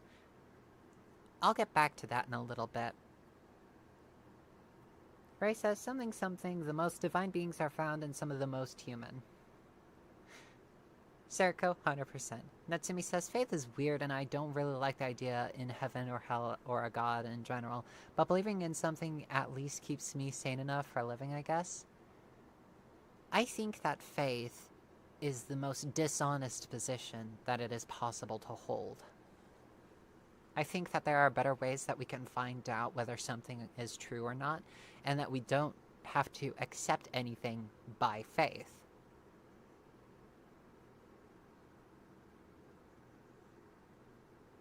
If you believe in something, fine. All that matters to me is why you believe it. And if you're going to try to convince me that a supernatural being exists, you better come at me with some very good proof, or else I'm going to dismiss the claim. 。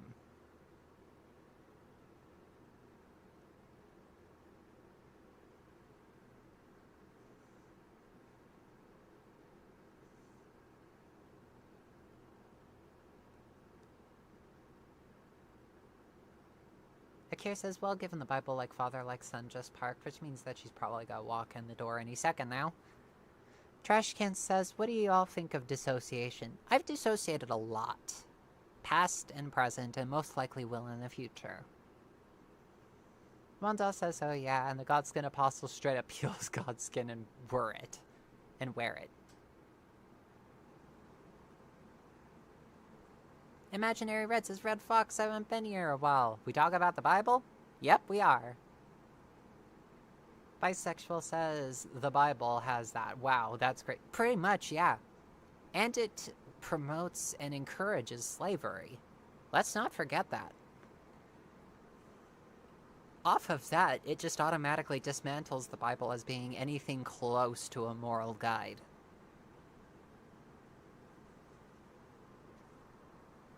Cosmichim says, you say missionaries, I hear colonizers, Lumphao. Camilla says, and a daughter-in-law against her mother-in-law, 36, and a person's enemies will be those of his own household. That's from Matthew. Thank you very much, Camilla. Chapter and verse. Ray says, well, this certainly took a turn, pretty much. I watched a bunch of debates from Christopher Hitchens, and Aaron Ra, and Matt Dillahunty, and Seth Andrews, and Forrest Valkai, and Gutsick Gibbon. Just a bunch of absolutely wonderful orators and educators alike. Aaron Ra has a system of classification playlist that basically goes step by step how we are animals, what sort of animals we are, and how we figured that out.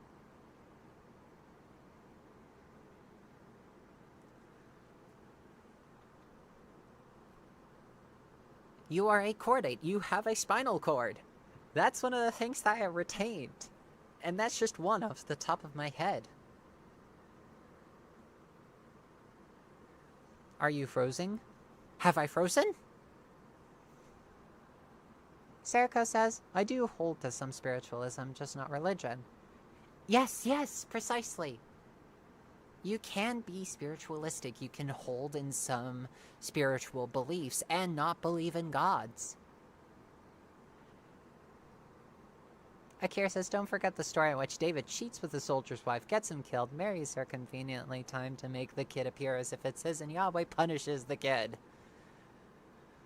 Winter says, religion and faith have historically been used as a tool of control over a populace, pretty much. That and to make that populace commit evils.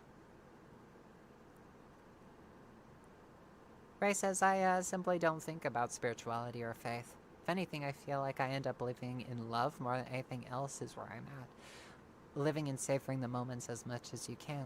Oh, yeah, love exists. Love as a chemical and emotional response is very much a real thing in my view, and I do experience love myself. I don't necessarily believe in it. I know it. I know it from my own experience, my own subjective, unfortunately, experience. And people feel love in very different ways. Some people show it in incredibly extreme ways, like a lot of my yanderes do. And it comes full circle. Bai says, imagine being a Christian a whole life and finding out that is all a lie. They will be shocked. Exactly. And not just Christian. Let's say there's a person that believed in one particular branch of the Christian religion, and they died and realized that it was a completely different branch of Christianity that got it right. And for the beliefs that they hold as this one completely separated branch, they go to hell. They're Christian, but they go to hell anyway because they weren't the right kind of Christian. Imagine how fucked that would be. And that's just like one religion. There are so many different branches of different religions, such that are all constantly sharding away in different directions. So it's not just like one religion over any others, it's one particular part of one particular religion over literally any other star in the constellation that is so very varied.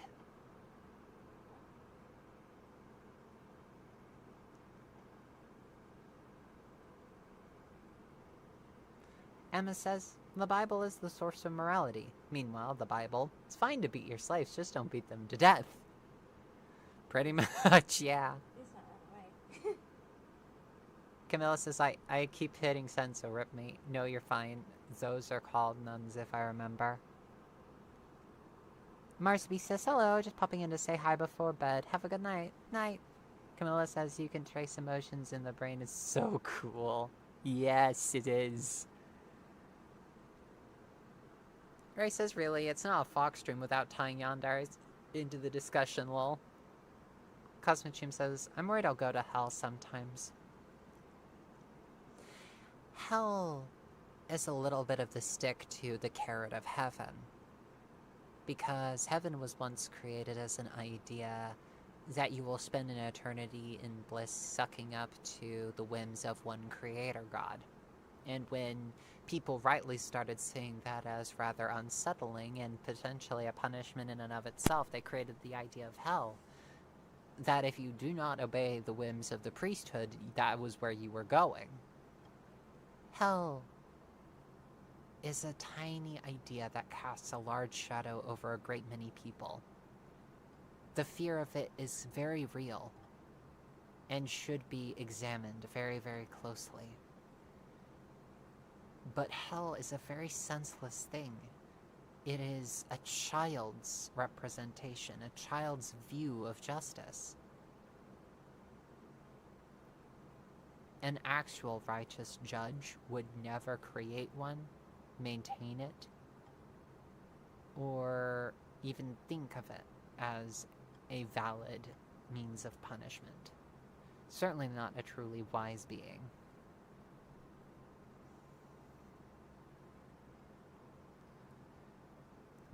Mindfire says, a god that demands worship does not deserve it.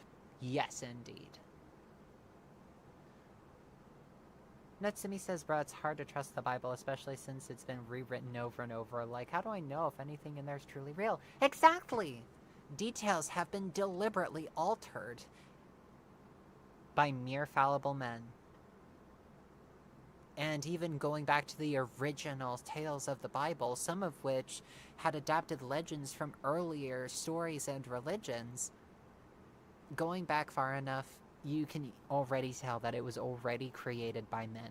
There were religions far older than even the oldest books of Christianity. I believe Hinduism is the oldest religion in continuous practice, but I could be wrong about that.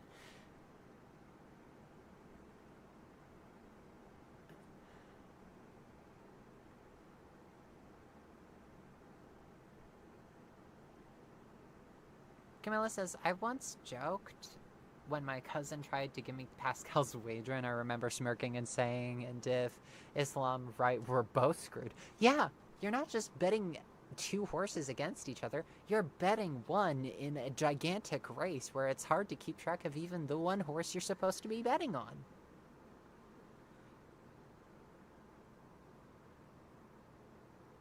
CM Firefly says, people wish they were as good as dogs. Dogs are cute. I love dogs. Ray says, remembering my Yuri anime that recreates the kiss of Judas with rival streamer girls. I miss my wife. Emma says, honestly, looking at Christians we have, if they're going to heaven, I'll take hell any day of the week. Thankfully, both do not appear to be real, and we do not have to actually seriously contend with the idea. Wandile says, no, I think about humans are just parasites from space. I don't think that humans are parasites. We're mammals.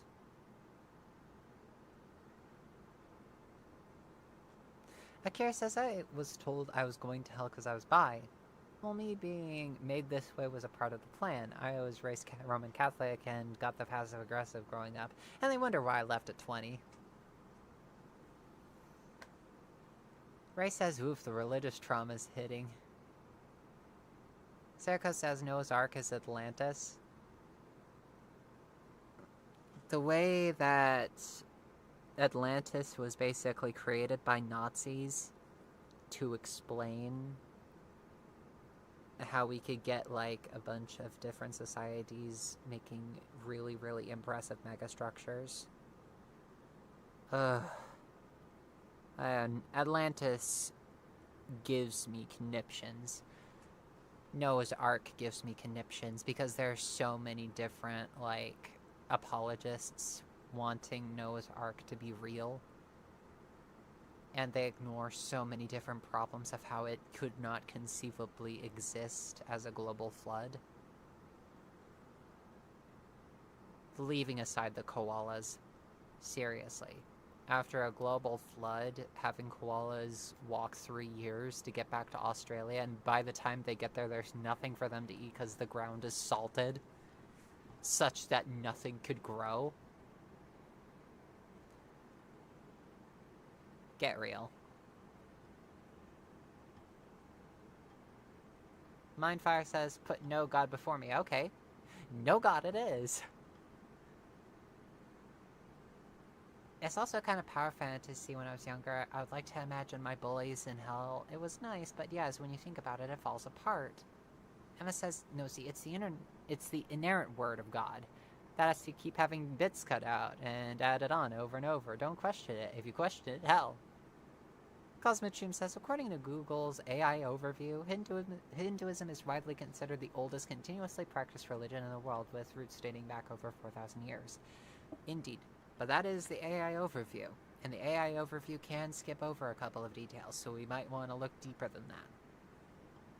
Sam Firefly says, does it help if Christianity is true, then everyone would be in hell sooner or later? Pretty much, yeah. Even being in heaven would not excuse you. And let's not forget that there's already one damnable sin that can never be, forgiven. And it is the sin of disbelief. If you doubt that the Holy Spirit is real, you go to hell automatically. Irrevocable, unforgivable. I have committed that sin, quote unquote, more than a dozen times in my life. If we're just counting this stream alone, then it's far more than 12.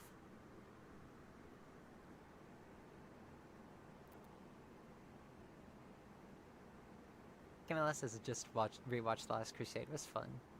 Landau says, I mean, humans do have some aspects. We do have aspects. Akira says, I wonder if heaven is real and you are more for leather and lace, wink wink. Would that be hell? Would St. Peter yoink me in out of spite? I don't really want to get into the weeds of that sort of discussion because I know it's not.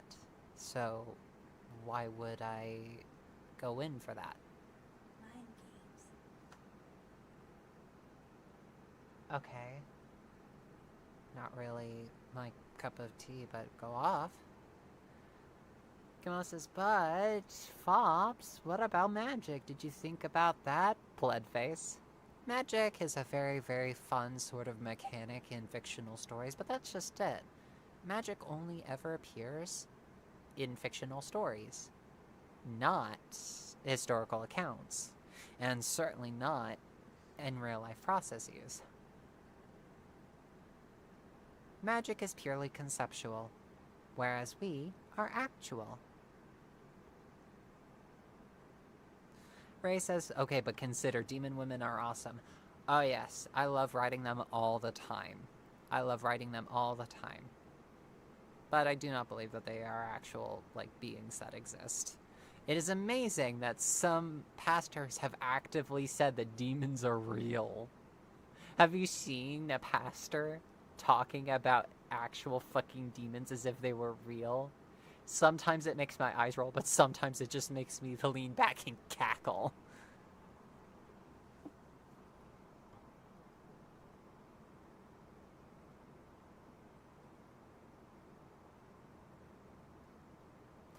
Cosmic Jim says, even doubt just disqualifies you? Yeah, doubt is a problem. Doubt gets you in trouble. If you doubt the Holy Scriptures, you will go to hell, essentially. I had this one conversation. It was as I was working in a Dollar General in Missouri. A very, like, semi-rural place, so you definitely got, you know, hick Christians there. You get Christians of many different kind of stripe there.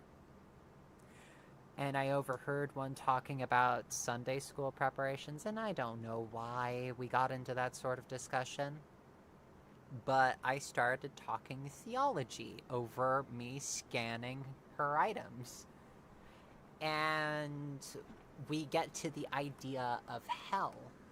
And I basically say something akin to, okay, so if I ended up in heaven and was aware of people I cared about being tortured in hell, then it just would not be heaven for me. It would be hellish knowing that my,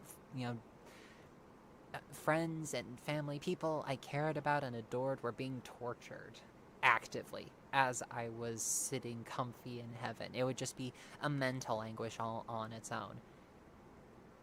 And this lady just looked at me and said, oh, we'll just, forget all about that. And I just sort of froze. I was like, what? So he would just pluck the memories of all of my loved ones from my mind, actively changing the sort of person that I am, just so that I would be happy in heaven? And she just got this sort of glassy-eyed smile, sent shivers down my spine as she said, yes, isn't it wonderful? Didn't say too much more to her after that. I was just stunned and just felt chilled and disgusted. If a god would reach into someone's brain and actively destroy or alter memories just so that they would be happy, that's not benevolence. That is maliciousness. I would no longer be myself under such a circumstance. I would be a robot. And that's disgusting. I don't like it. And the way that she said it with such glassy-eyed pride and delight and anticipation. Gross.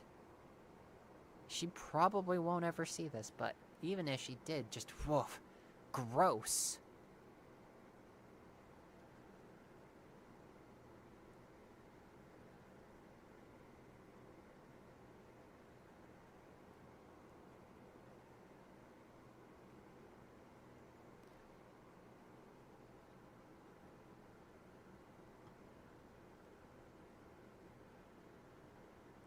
Camilla says, oh no, I know where this is going. She said you would be in heaven and wouldn't care. Pretty much, yeah. Ray says, like something out of a horror movie. Eternal Sunshine of the Spotless Mind, but worse. Bai says, someone said if you believe in any religion, get this, the reason is to keep your sanity.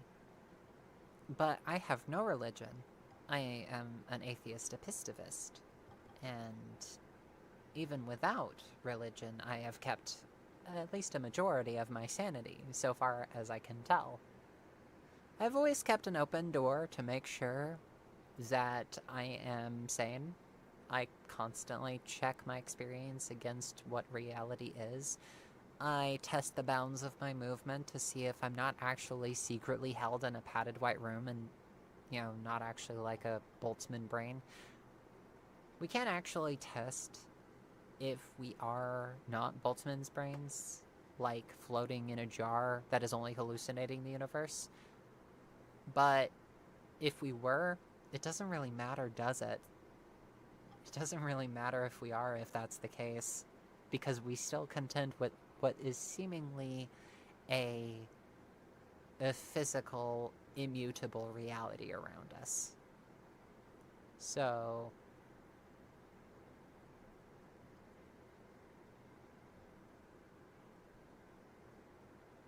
getting into the weeds of such a discussion on that is irrelevant in a lot of ways. Whoa, careful. Yeah, please sit down or lie down. You look like you have been exerting yourself a lot. You're swaying a little. I'm fine. Okay. You're still making me nervous.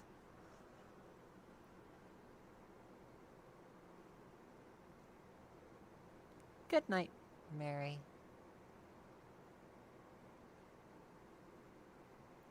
Emma says, yeah, I don't believe in the Christian God, but having interacted with Christians as much as I've had to, can't help but believe in evil. Branwen says, Tender Mikola will bring 1,000 years of compassion. Yes, and I killed Mikola stone fucking dead.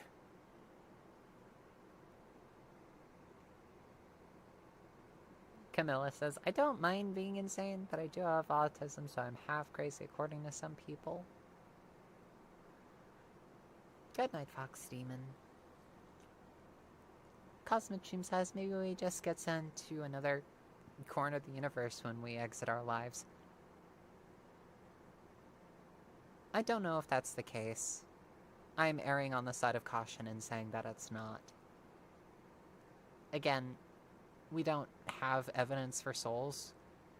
We don't exactly have a concrete direction where one would go if we had one. So, immaterial, really. Serco says, I'm a bit less scared of Ship of Theseus after having to effectively do it myself.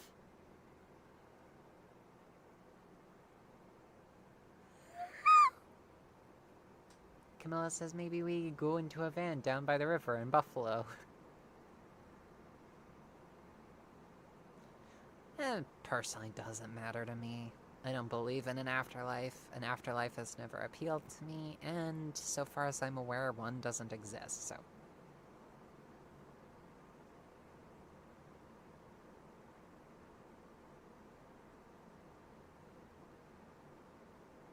Cosmic Dream says, oh right, we're a bunch of electrical currents.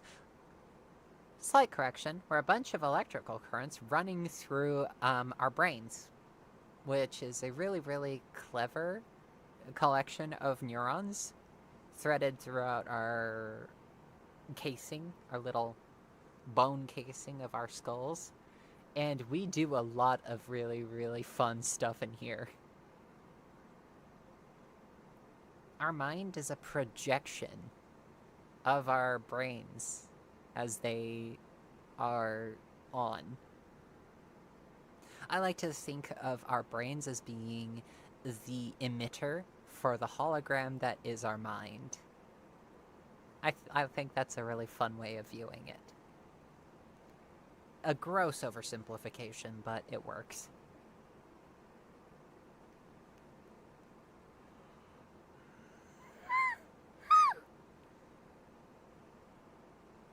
Mindfire says, as an atheist and a pre-everything closeted trans femme, the only reason I go to church is that it's where I can play Magic the Gathering and D&D, ironic as it may seem.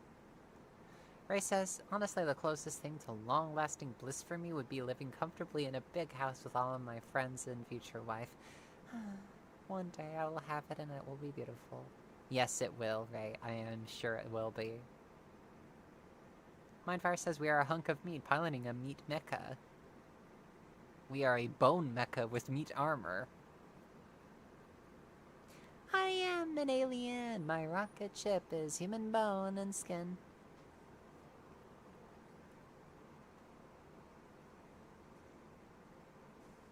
Ray says, what if we were both a collection of electrical currents, atoms, and neurons with our brains projecting our minds, and we were both girls? And ironically, that's fun. And I love it. I love it. Camilla says, my friends know I'm trans and I'm waiting until I'm 26 to try to get HRT. I don't want my father to see gender care stuff. Camilla says, Mindfire. Now the missionaries place Magic the Gathering.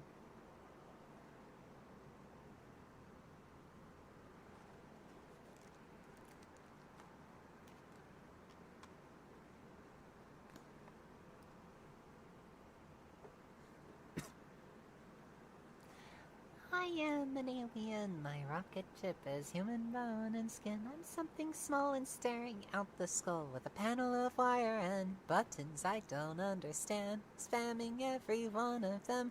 So, does being human mean pretending to know what's going on? Hello?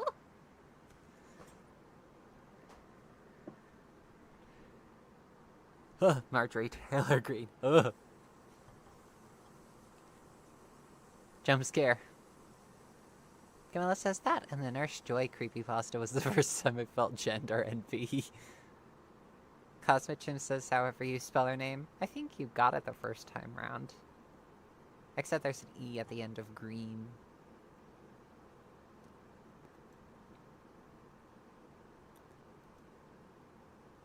Ray says, OMG? Where's that song from? I think the song is called What's Going On. Let me look up who did it.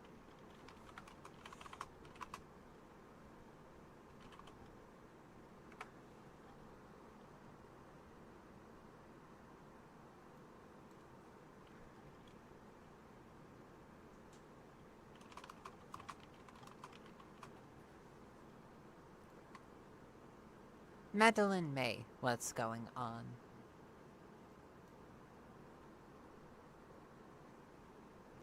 Yeah, Cosmichim, the Nurse Joy creepypasta, basically stating that Nurse Joys are basically like vampires that basically reproduce by biting other potential Nurse Joys, turning them into Nurse Joys as well.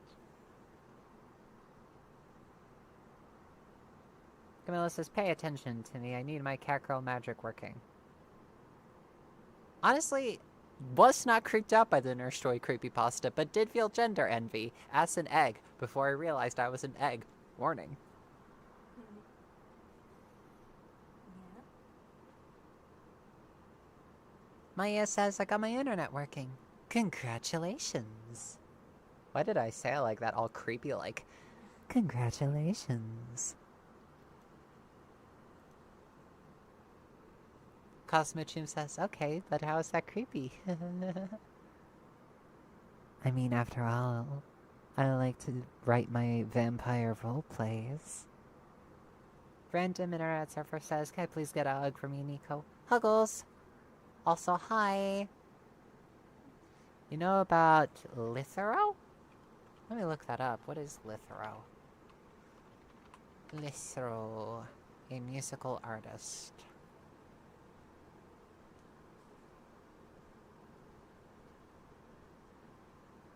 And the first thing I see is an image that basically is just, hi Twitter, hi Twitter, hi Twitter.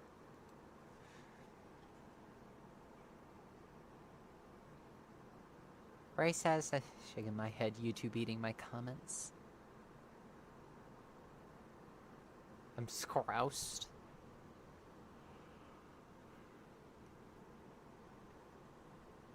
Camilla says, I think that creepypasta was written by an egg, considering when I was an egg, a big theme of my short stories were men turning into women. One of my daydreams when I was a child was being kidnapped by a band of really quirky, colorful heroes who would turn me into a princess. Because for some reason, I wanted to be like the princess of a forgotten country, hidden somewhere in the United States. It was a very, very silly thing to daydream as a child. But I was very much an egg back then, so... Hey, I was always a bit of a storyteller, it's just that back then, the stories were happening to me instead of a listener character. Thank you so very much, Bronwyn. I loved recording the vampire roleplay. The evil stepmother. Seriously, what did you think of the plot twist to the evil stepmother? Mindfire says, as an egg, I had fantasies of getting isekai'd. Ray says, that's super cute, Princess Nico of the Magic Lands. Yeah, that was kind of my cringe, like, of fantasies when I was a child. Brown says, I meant Cutiefox.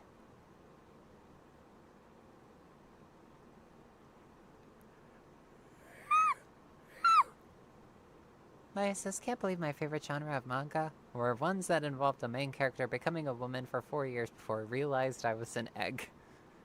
Oh, Egg. cute egg.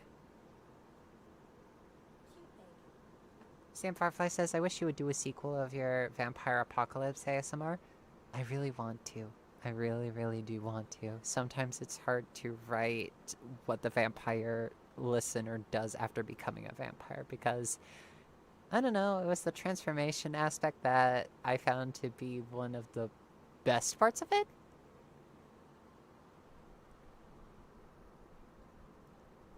Ray says, there's no such thing as cringe. Be free. Be the princess you want to be. Random says, is it wrong that I hope in a potential sequel to the Stepmom ASMR that the stepmom kisses the listener a lot?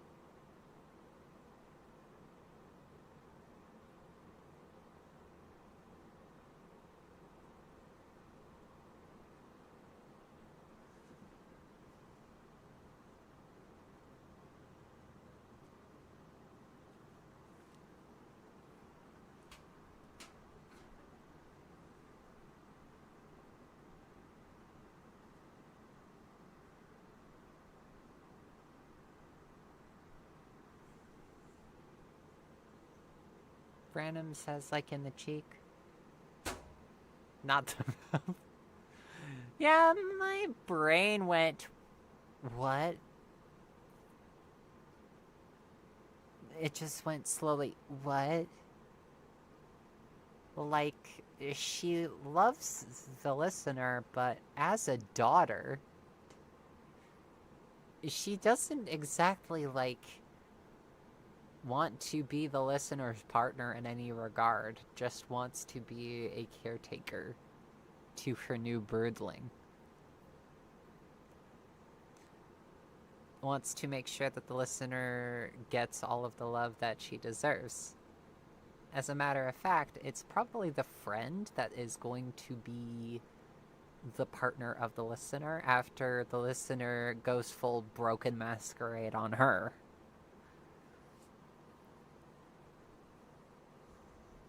Wanda says, oh my fuss, so cute! Cosmochum says, back in the pony days, Kid Me drew my OC as a mare instead of a stallion. I liked the model of the mare more. Bai says, I like the symbiote series. Which one? The one with Yandra or the one with Mizette? Mizette is the older one of the series. I believe I can write symbiotes a lot better these days. Yandra's third episode is available for free on Patreon because YouTube had a conniption with my portrayal of them. And I mean, it's partially fair, but also I feel unfairly targeted.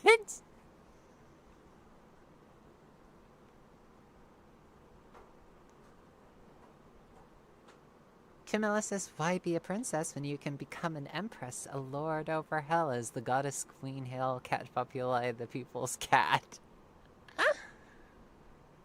All good, random internet.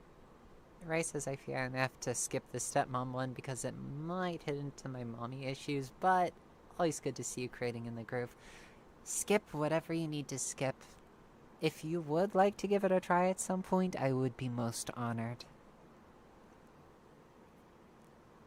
Brenwan says, I was hoping that was the twist that was coming, and then it happened, and it was so satisfying. I'm pretty good at seeing twists coming, so it's not that the twist was easy to see coming. Just that's like, oh wait, is she a vampire? Oh, is she a vampire? And then the twist happens. Oh my gosh! Bai says, both of them. Ray says, one day, I will be a personal jester to a wonderful princess. And it will be awesome. Oh, shoot?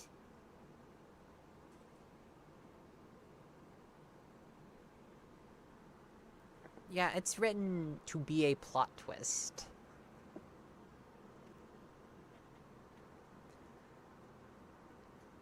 I wanted people to watch the video and be like, oh, shoot, we dealing with a evil stepmother character.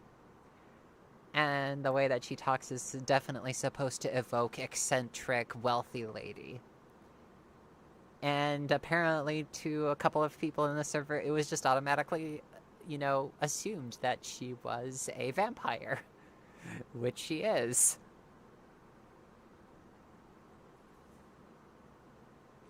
Mindfire says, is it an egg experience to fantasize being isekai'd into a world that also resulted in turning into the opposite sex and not wanting to return even when given the option?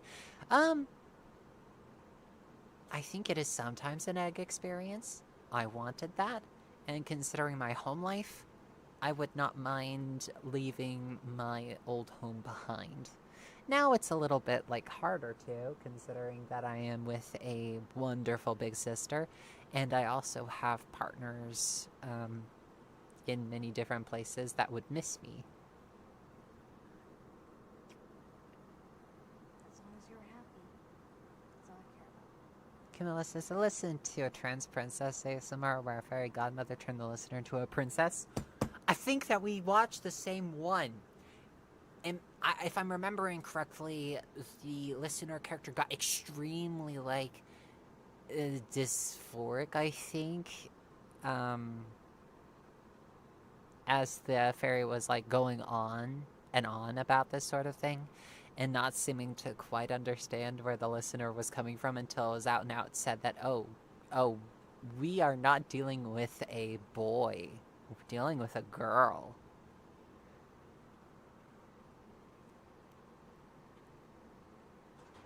Wandel says there's a lot of symbiotes in that world, so... Lol. Brenwin says, how's less? Is she a vampire and more? Okay, she's a vampire, but is she girlfriend or mommy? And she was mommy. Yeah. Just a mommy character. And she... I wrote her to be a little bit yandere and overbearing, but she's also written to be sweet. She is eccentric, she knows she's eccentric, she knows that the listener does not quite understand her, but she legitimately has the listener's best interests at heart, or so she believes, and believes that turning her into a vampire is what's best for her.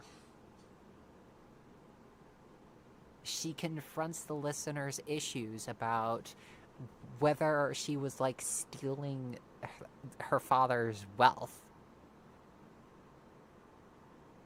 Just confronting all of these issues, and then reaffirming that the listener is safe. She does not necessarily want to be an entire replacement to her old mother. I think that she holds a lot more respect for the listener's late mother than even the listener's father did.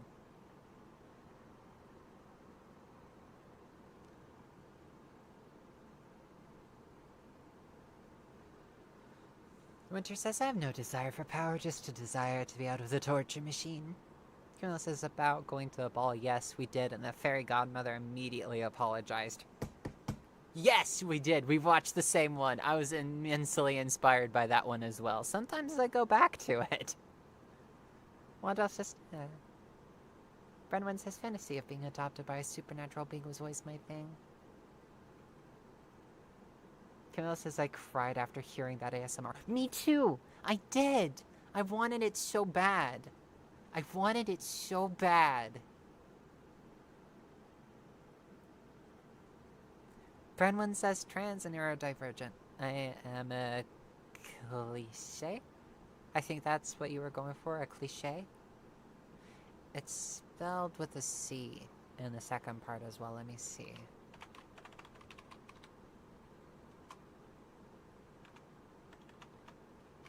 Yeah, it's spelled C-L-I-C-H-E.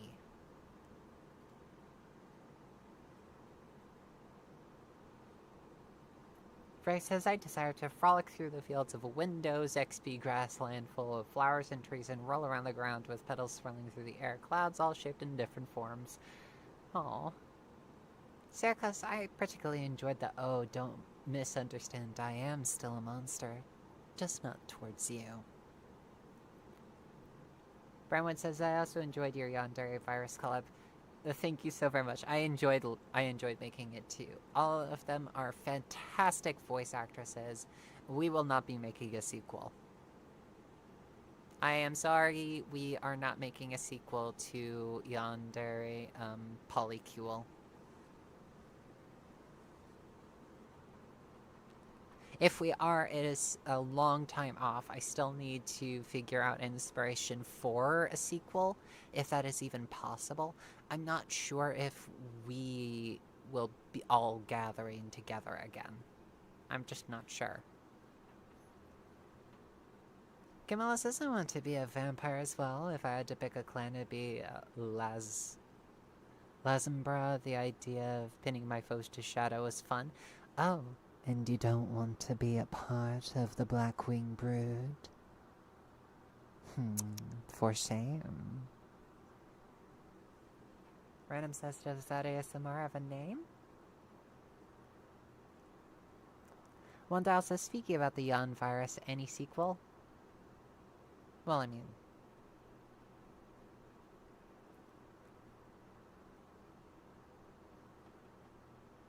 Camilla says, I was on a plane. It was going to see my grandfather, so I couldn't cry as much as I wanted.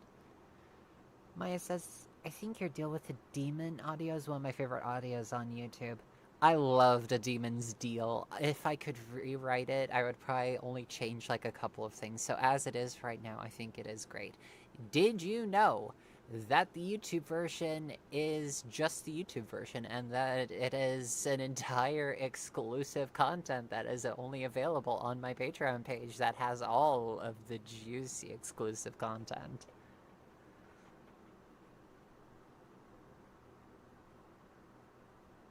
Random Internet Surfer says, understandable, I imagine the scheduling would be a pain. Mostly it's just getting it written, making it feel as if everyone is getting a fair turn.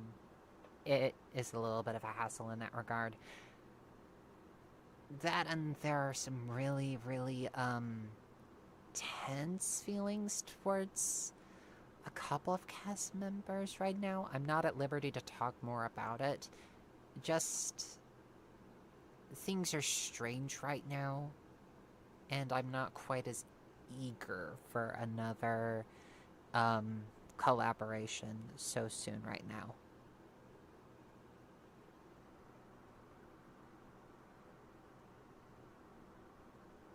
Camilla says, would you do a magical girl one?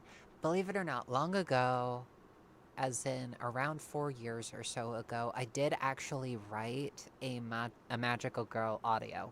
It's called A Song of Love and Magic. And it is about basically something akin to Madoka Magica happening, where the listener and her friend, the speaker, are basically going to this one school together. They deal with bullies who are magical girls. And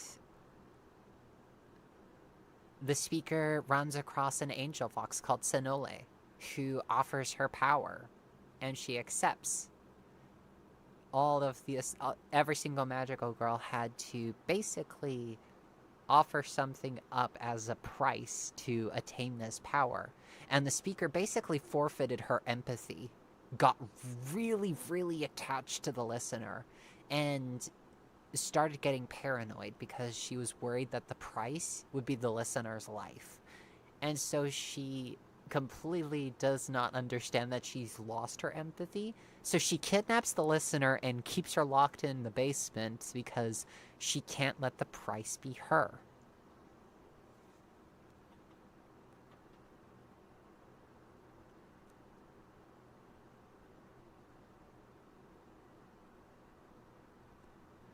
Brenwyn says, after all, the broodling's old mother kept her safe. Precisely. Brenwyn says, whoops. Yes, cliche. Sam Firefly says, at the Serico, I loved let the right one in take on that idea. Being loved by a monster is so much better than being loved by a hero who loves everyone. Genki says, at Maya, that's a good pick. I also really love the Yantare AI global takeover. I know it's finished, but I keep holding for an epilogue or sequel one day. A tiny part of me wants to do a rewrite because it falls into this sort of nebulous space where I think a rewrite might actually do it some good, but I might actually have to ask a couple of people to lend their voices to it. Hey, big sister? Would you be interested in helping me voice a rewrite of the Yandere AI series? Would you like to reprise your roles is what I'm asking. Sure. Alrighty, so you've got 2 voice actresses green light on a potential rewrite of the Yandere AI series. So I get Happy to have you back, big sister Akira. Of course. Shh. Don't try to struggle. I'm not gonna hurt you. Oh yeah. You're in for it now.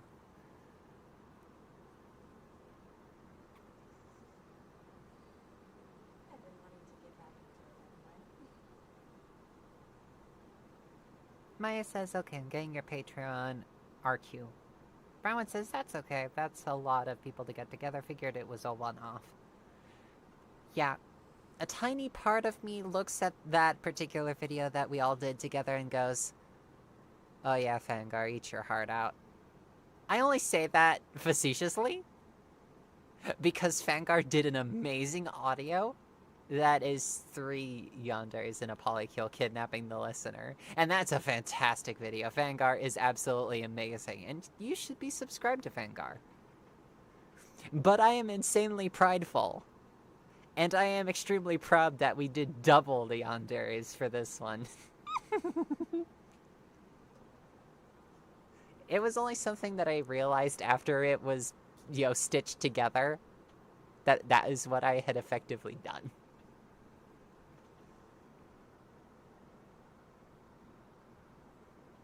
I'm sorry. I'm too mean-spirited. My deepest apologies.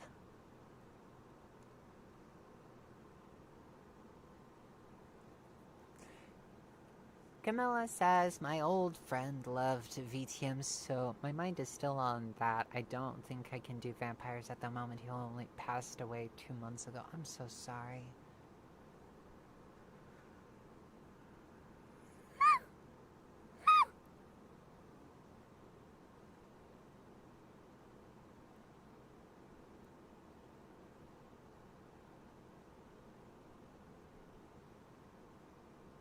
Brenwin says, a yonder polycule kidnaps you. F, F, F, F, F, F, 4F. Yonder virus, possessive, kinda sweet, sadistic. Ray says, oh, hello? I come back to magical girl talk? Oh my god. Oh, that's a fascinating concept. Reminds me, I gotta watch Madoka Magica. But yeah, Ray, that is the, A Song of Love and Magic, which is a fairly old video that I've done. My voice will sound completely different. Well, I mean, different in a lot of ways. I think it's improved now. I think I could potentially rewrite that video. I want to rewrite a lot of the old videos that I've done with a bunch of the new flares that I know how to write. I want to do better characterization. Like, oh my gosh. Camilla says, I had an idea for a magical girl hunter, a trans girl who has to stop magical girls from destroying the world, but I'm not good at writing. Confession, the power that the speaker got from A Song of Love and Magic was not just to hunt demons, but to hunt other magical girls too. Winter says yonder AIs are always really cool. Ray says, that one line I wrote in my script, you never hated them for playing hero. You hated that you weren't the only one for them to save.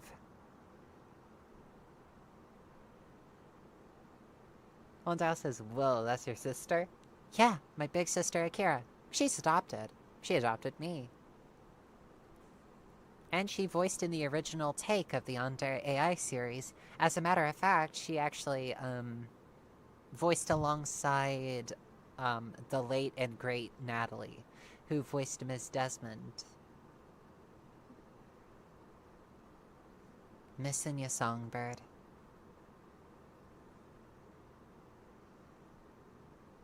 Stars, I miss Songbird so much. She was an absolutely brilliant writer in her own right.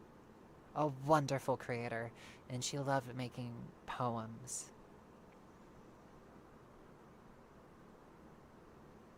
There will be no replacement for Miss Desmond.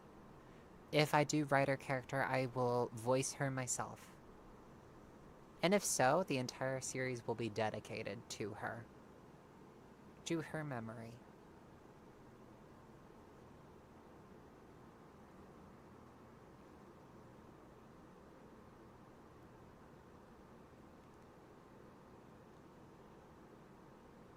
Mai says, you just reminded me of a Magical Girl audio that I forgot most of the details of that I liked. Emma says, yay, remake! Camilla says, don't do that! I'm still at my grandparents', I'm not with them, but I still don't want them to hear the noise. Oh? Are you talking about this noise? Where my voice goes so deep and husky and calls you a good girl? Mindfire says ASMR where both the listener and speaker are yandere monsters, but completely different types of monsters. Not even rival monsters. Like one is a vampire and the other is a shape-shifting robot. Branwyn says Fangar is wonderful. Yes, Fangar is amazing. I got inspired by a lot of the stuff that she had written. Obviously, we don't oftentimes cross into each other's territories that often. And I don't think I've ever touched a script that she's touched. I think she writes her own stuff anyways. But yeah, I'm definitely inspired by a lot of what Vanguard does. She is insanely creative, and would definitely not be. I would definitely not be opposed to working alongside Vanguard in making a video with her, if that was something that she wanted to do. The chances of that are pretty slim. But a girl can hope. Imagine waking up to a collab of myself and Vanguard. The idea seems incredibly dreamlike. I mean, I never thought I would work alongside Valerie Scythe, for example. That is fantastic. Hello, Lily and Crystal. Welcome, welcome.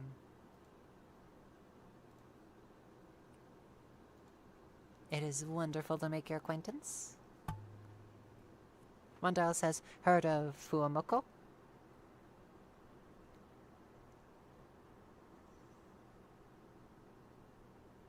Sarako says, go to sleep.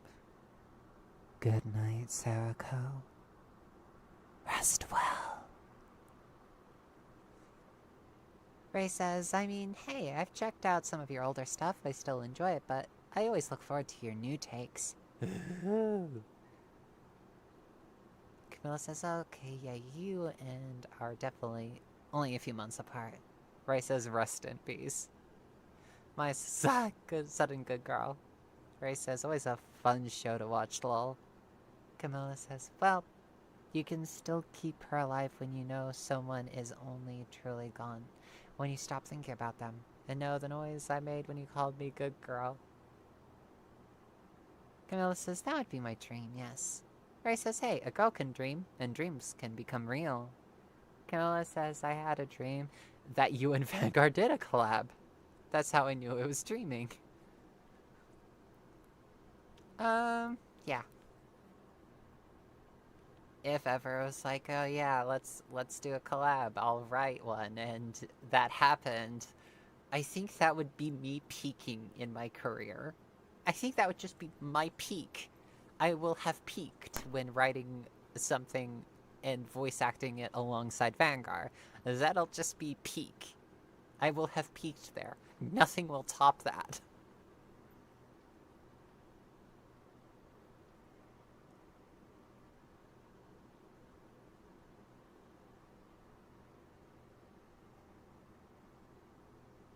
I'm an ambitious little fox, and I think that it's important to have ambitions.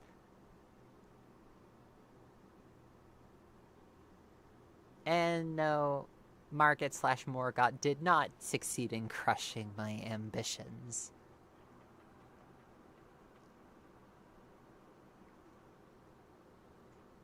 Pillagers, emboldened by the flame of ambition.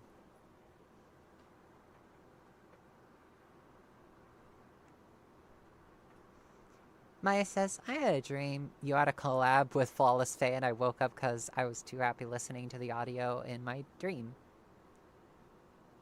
Flawless Faye is a wonderful, wonderful artist.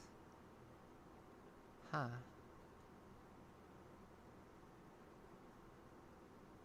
Huh.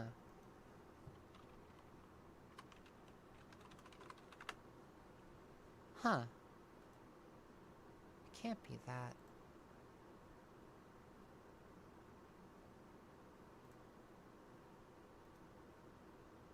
Can't be that easy.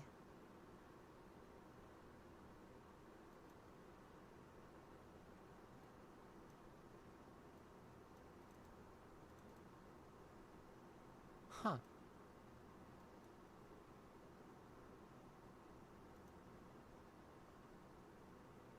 Would that be possible?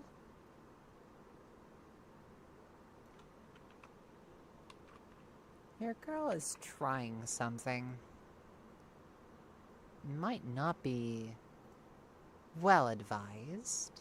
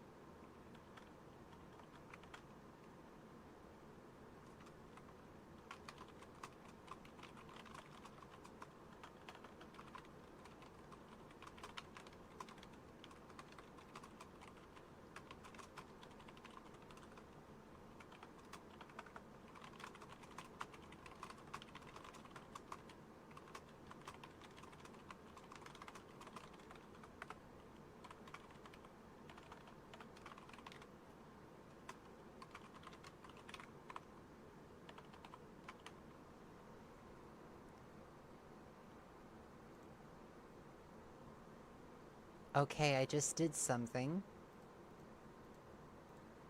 Just shooting an idea. I just sent an email off to Flawless Faye. It's one of the most ambitious things I've ever done.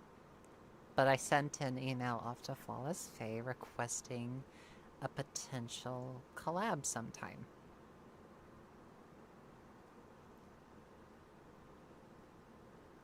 No promises as to anything happening, but,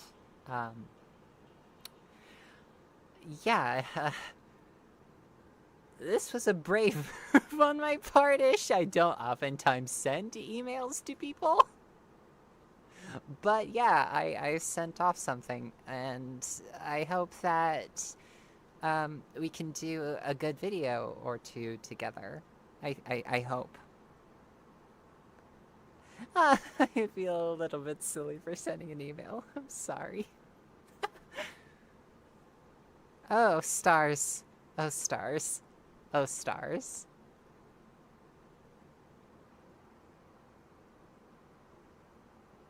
Fox must have ambition and cunning, otherwise it's not Fox. Tenki says, it can't be that easy. Unless... Do so, Wandile. Camilla says it's not a very good creepypasta. I just have love for it because it was my first. Camilla says, don't know if I had to guess she's asking someone for a collab or is looking into a way to considering the conversation. Ray says she locked in. Thank you, oh my lord. Ray says, Sonic real-time fan dub voice. Something just happened. Tenki says, is it weird the immediate thought is Cutie as a slightly yandere Umamusume while Faye is the trainer or teammate? The flame of ambition is still lit, it seems. Pillagers emboldened by the flame of ambition! Have it writ upon thy meager grave. I don't know how to continue on with this. I would be incredibly, like... I would be incredibly pretentious. Thank you, Tenki. I hope so, too. I will also accept no responses. Because I have a feeling that Flawless Faye is an incredibly busy person. Yeah. A tiny part of me is scared that she will respond. It is a very, very scary sort of thing. Would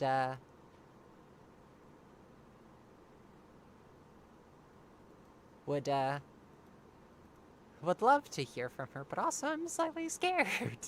I did it out of, a knee-jerk sort of, well, I might as well try. You miss 100% of the shots you don't take. And if I do get a response, I will let you know. Oh, stars. Oh, stars, oh, stars, oh, stars. Oh, stars. I'm feeling the same way that I did when I first talked to Bear Waifu Audios and After Dark VA. Realizing that two big names were talking to me was incredibly, like, wonderful and slightly stressful and exciting.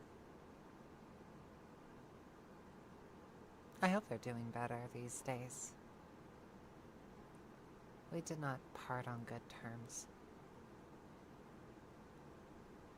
I'm sorry that we parted on horrible terms. Ah, well. Brian says, spam dodge roll. Spam roll. Panic roll. We need to panic roll away. Ray also believes in you. Thank you, Ray. Thank you, Camilla.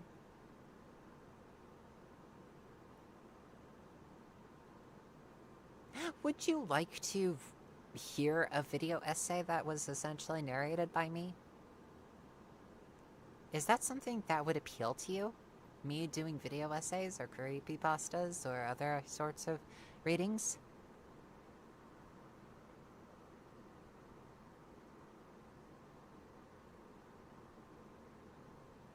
Excellent. Excellent. I will see what I can do. I offer no promises, but... you know, with luck, maybe?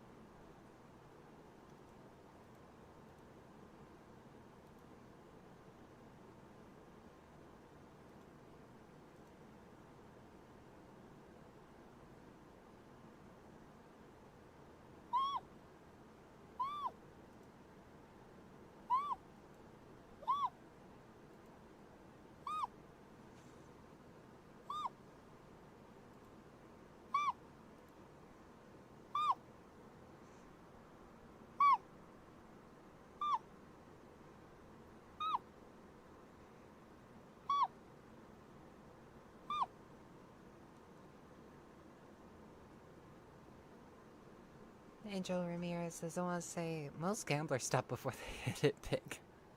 Let's go gambling! Aw, dang it. Aw, dang it. Aw, dang it.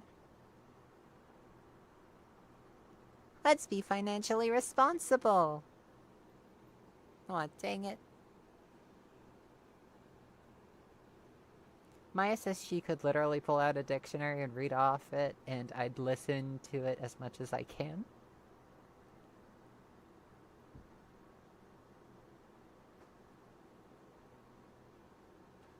Tenki says, the super on brand for both of you would be a fae and a fox spirit competing over the listener's soul. Imagine, though. Fox doing audiobooks would be my favorite thing. I'm thinking, what is to be done? What is to be done? Well, I mean, I could read a creepypasta. I could do any form of short story. I mean, I already technically do that with my ASMR content, just reading out short stories.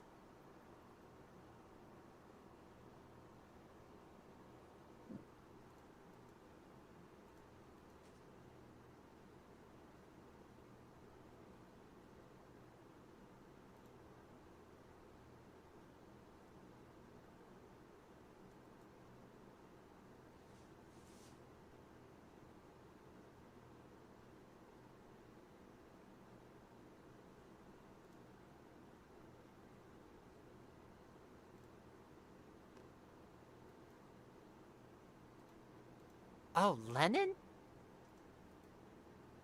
Like Vladimir Lenin?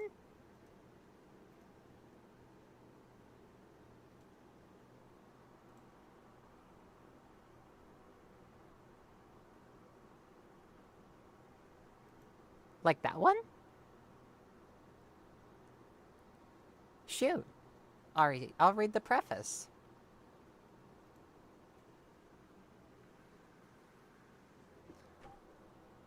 According to the author's original plan, the present pamphlet was to have been devoted to a detailed development of the ideas expressed in the article Where to Begin, Iskra, number 4, May 1901. We must first apologize to the reader for the delay in fulfilling the promise made in that article, and repeated in response to many private inquiries and letters. One of the reasons for this delay was the attempt, undertaken in June of the past year, 1901, to unite all of the social democratic organizations abroad.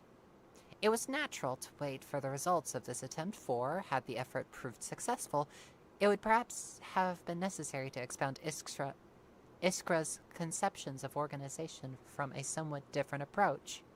In any case, such a success promised to put an end very quickly to the existence of the two trends in the Russian social democratic movement. As the reader knows, the attempt failed, and, as we propose to show, was bound to fail after the new swing of Roboche Dielo in its issue number 10 towards economism. It was found to be absolutely essential to begin a determined struggle against this trend, diffused and ill-defined, but for that reason, the more persistent, the more capable of reasserting itself in diverse forms. Accordingly, the original plan of the pamphlet was altered and considerably enlarged.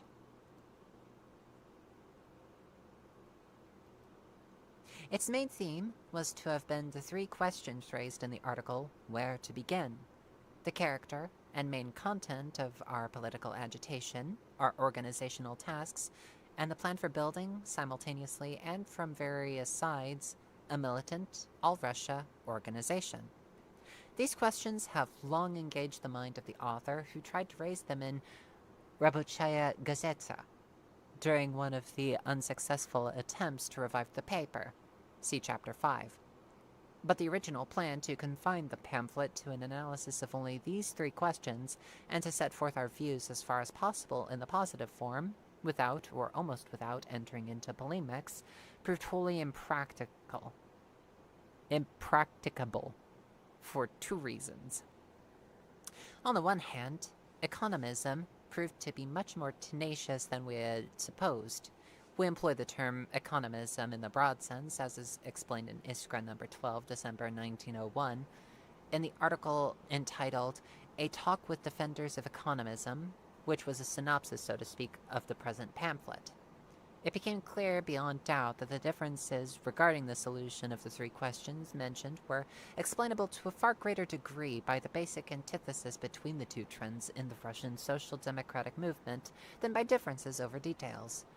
On the other hand, the perplexity of the economists over the practical application of our view in Iskra clearly revealed that we often speak literally in different tongues and therefore cannot arrive at an understanding without beginning ab ovo, and that an attempt must be made in the simplest possible style, illustrated by numerous and concrete examples, systematically to clarify all our basic points of difference with all of the economists. I resolved to make such an attempt at clarification, fully realizing it would greatly increase the size of pamphlet and delay its publication. I saw no other way of meeting my pledge I had made in the article Where to Begin. Thus, to the apologies for the delay, I must add others for the serious literary shortcomings of the pamphlet. I had to work in great haste, with frequent interruptions by a variety of other tasks. The examination of the above three questions still constitutes the main theme of this pamphlet, but I found it necessary to begin with two questions of a more general nature. Why such an innocent and natural slogan as freedom of criticism should be for us as a veritable war cry, and why we cannot come to an understanding even on the fundamental question of the role of social democrats in relation to the spontaneous mass movement. Further, the exposition of our views on the character and the substance of political agitation developed into an explanation of the difference between trade unionist politics and social democratic policies, while the exposition of our views and organizational tasks developed into an explanation of the difference between the amateurish methods which satisfy the economists and the organization of revolutionaries which we hold to be indispensable. Further, I advanced the plan for an all-Russian political newspaper with all the more insistence because the objections raised against it are untenable, and because no real answer has been given to the question I raised in the article Where to Begin as to how we can set to work from all sides simultaneously to create the organization we need. Finally, in the concluding part, I hope to show that we did all we could to prevent a decisive break with the economists, a break which nonetheless proved inevitable, that Roboche Diallo acquired a special significance, a historical significance, if you will, because it expressed fully and strikingly not consistent economism, but the confusion and vacillation which constitute the distinguishing feature of an entire period in the history of Russian social democracy, and that, therefore, the polemic with Roboche Diallo, which may, upon first view, seem extensively detailed, also requires significance, for we can make no progress until we have completely put an end to this period. And Lenin, February 1902.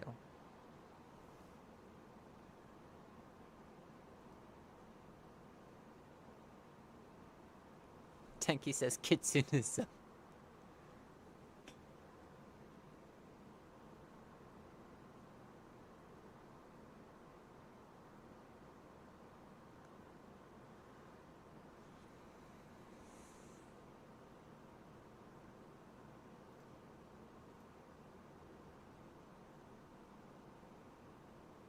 So how was that?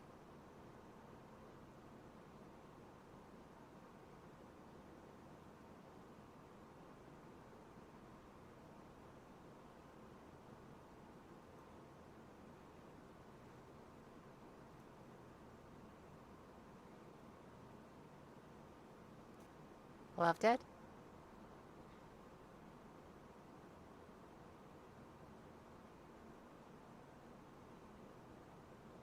Huh, I did not know that, Camilla.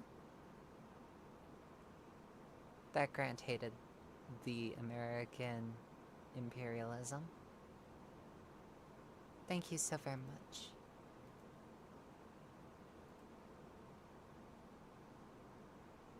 Holy, that is a lot.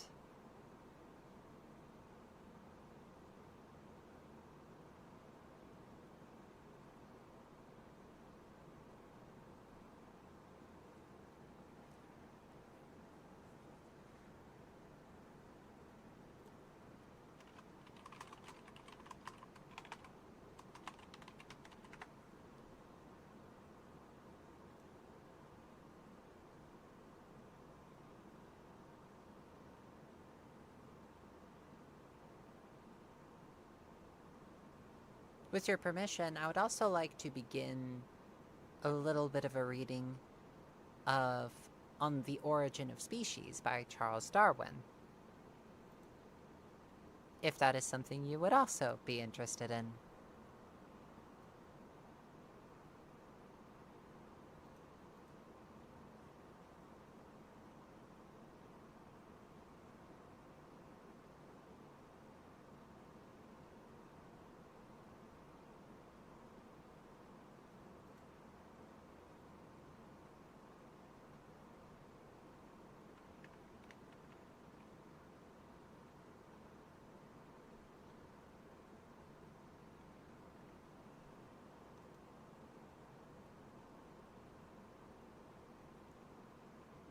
Do it.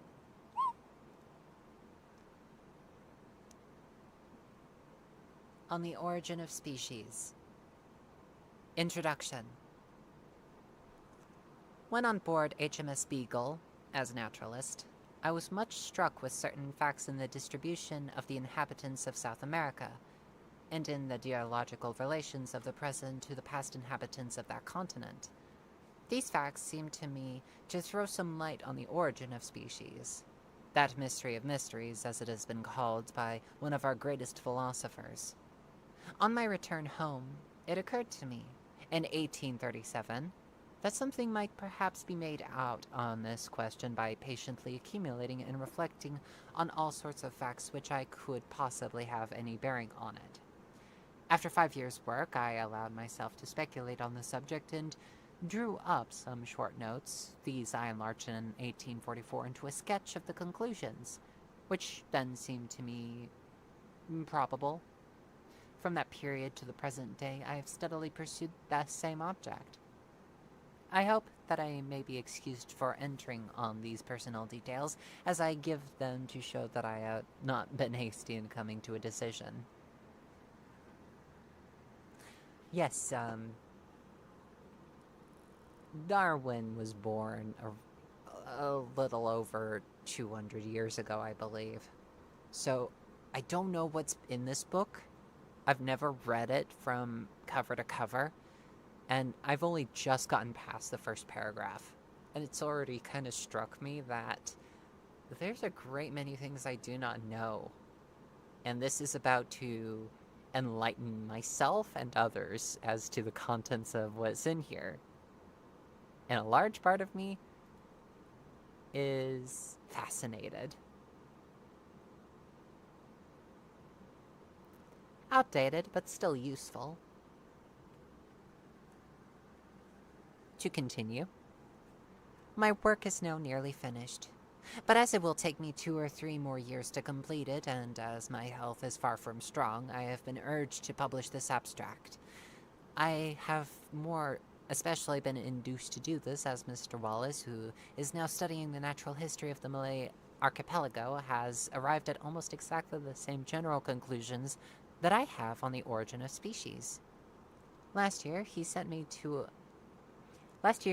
me a memoir on this subject with a request that I would forward it to Sir Charles Lyell, who sent it to the Linnean Society, and it is published in the 3rd volume of the Journal of that society. Sir C. Lyell and Dr. Hooker, who both knew of my work, the latter having read my sketch of 1844, honored me by thinking it advisable to publish, with Mr. Wallace's excellent memoir, some brief abstracts from my manuscripts. And the introduction goes on. I don't think I'll have time to finish it tonight, but I will bookmark it, and I hope to read more of it the next time I stream, which may be a while from now, since I will be gone for 2 weeks.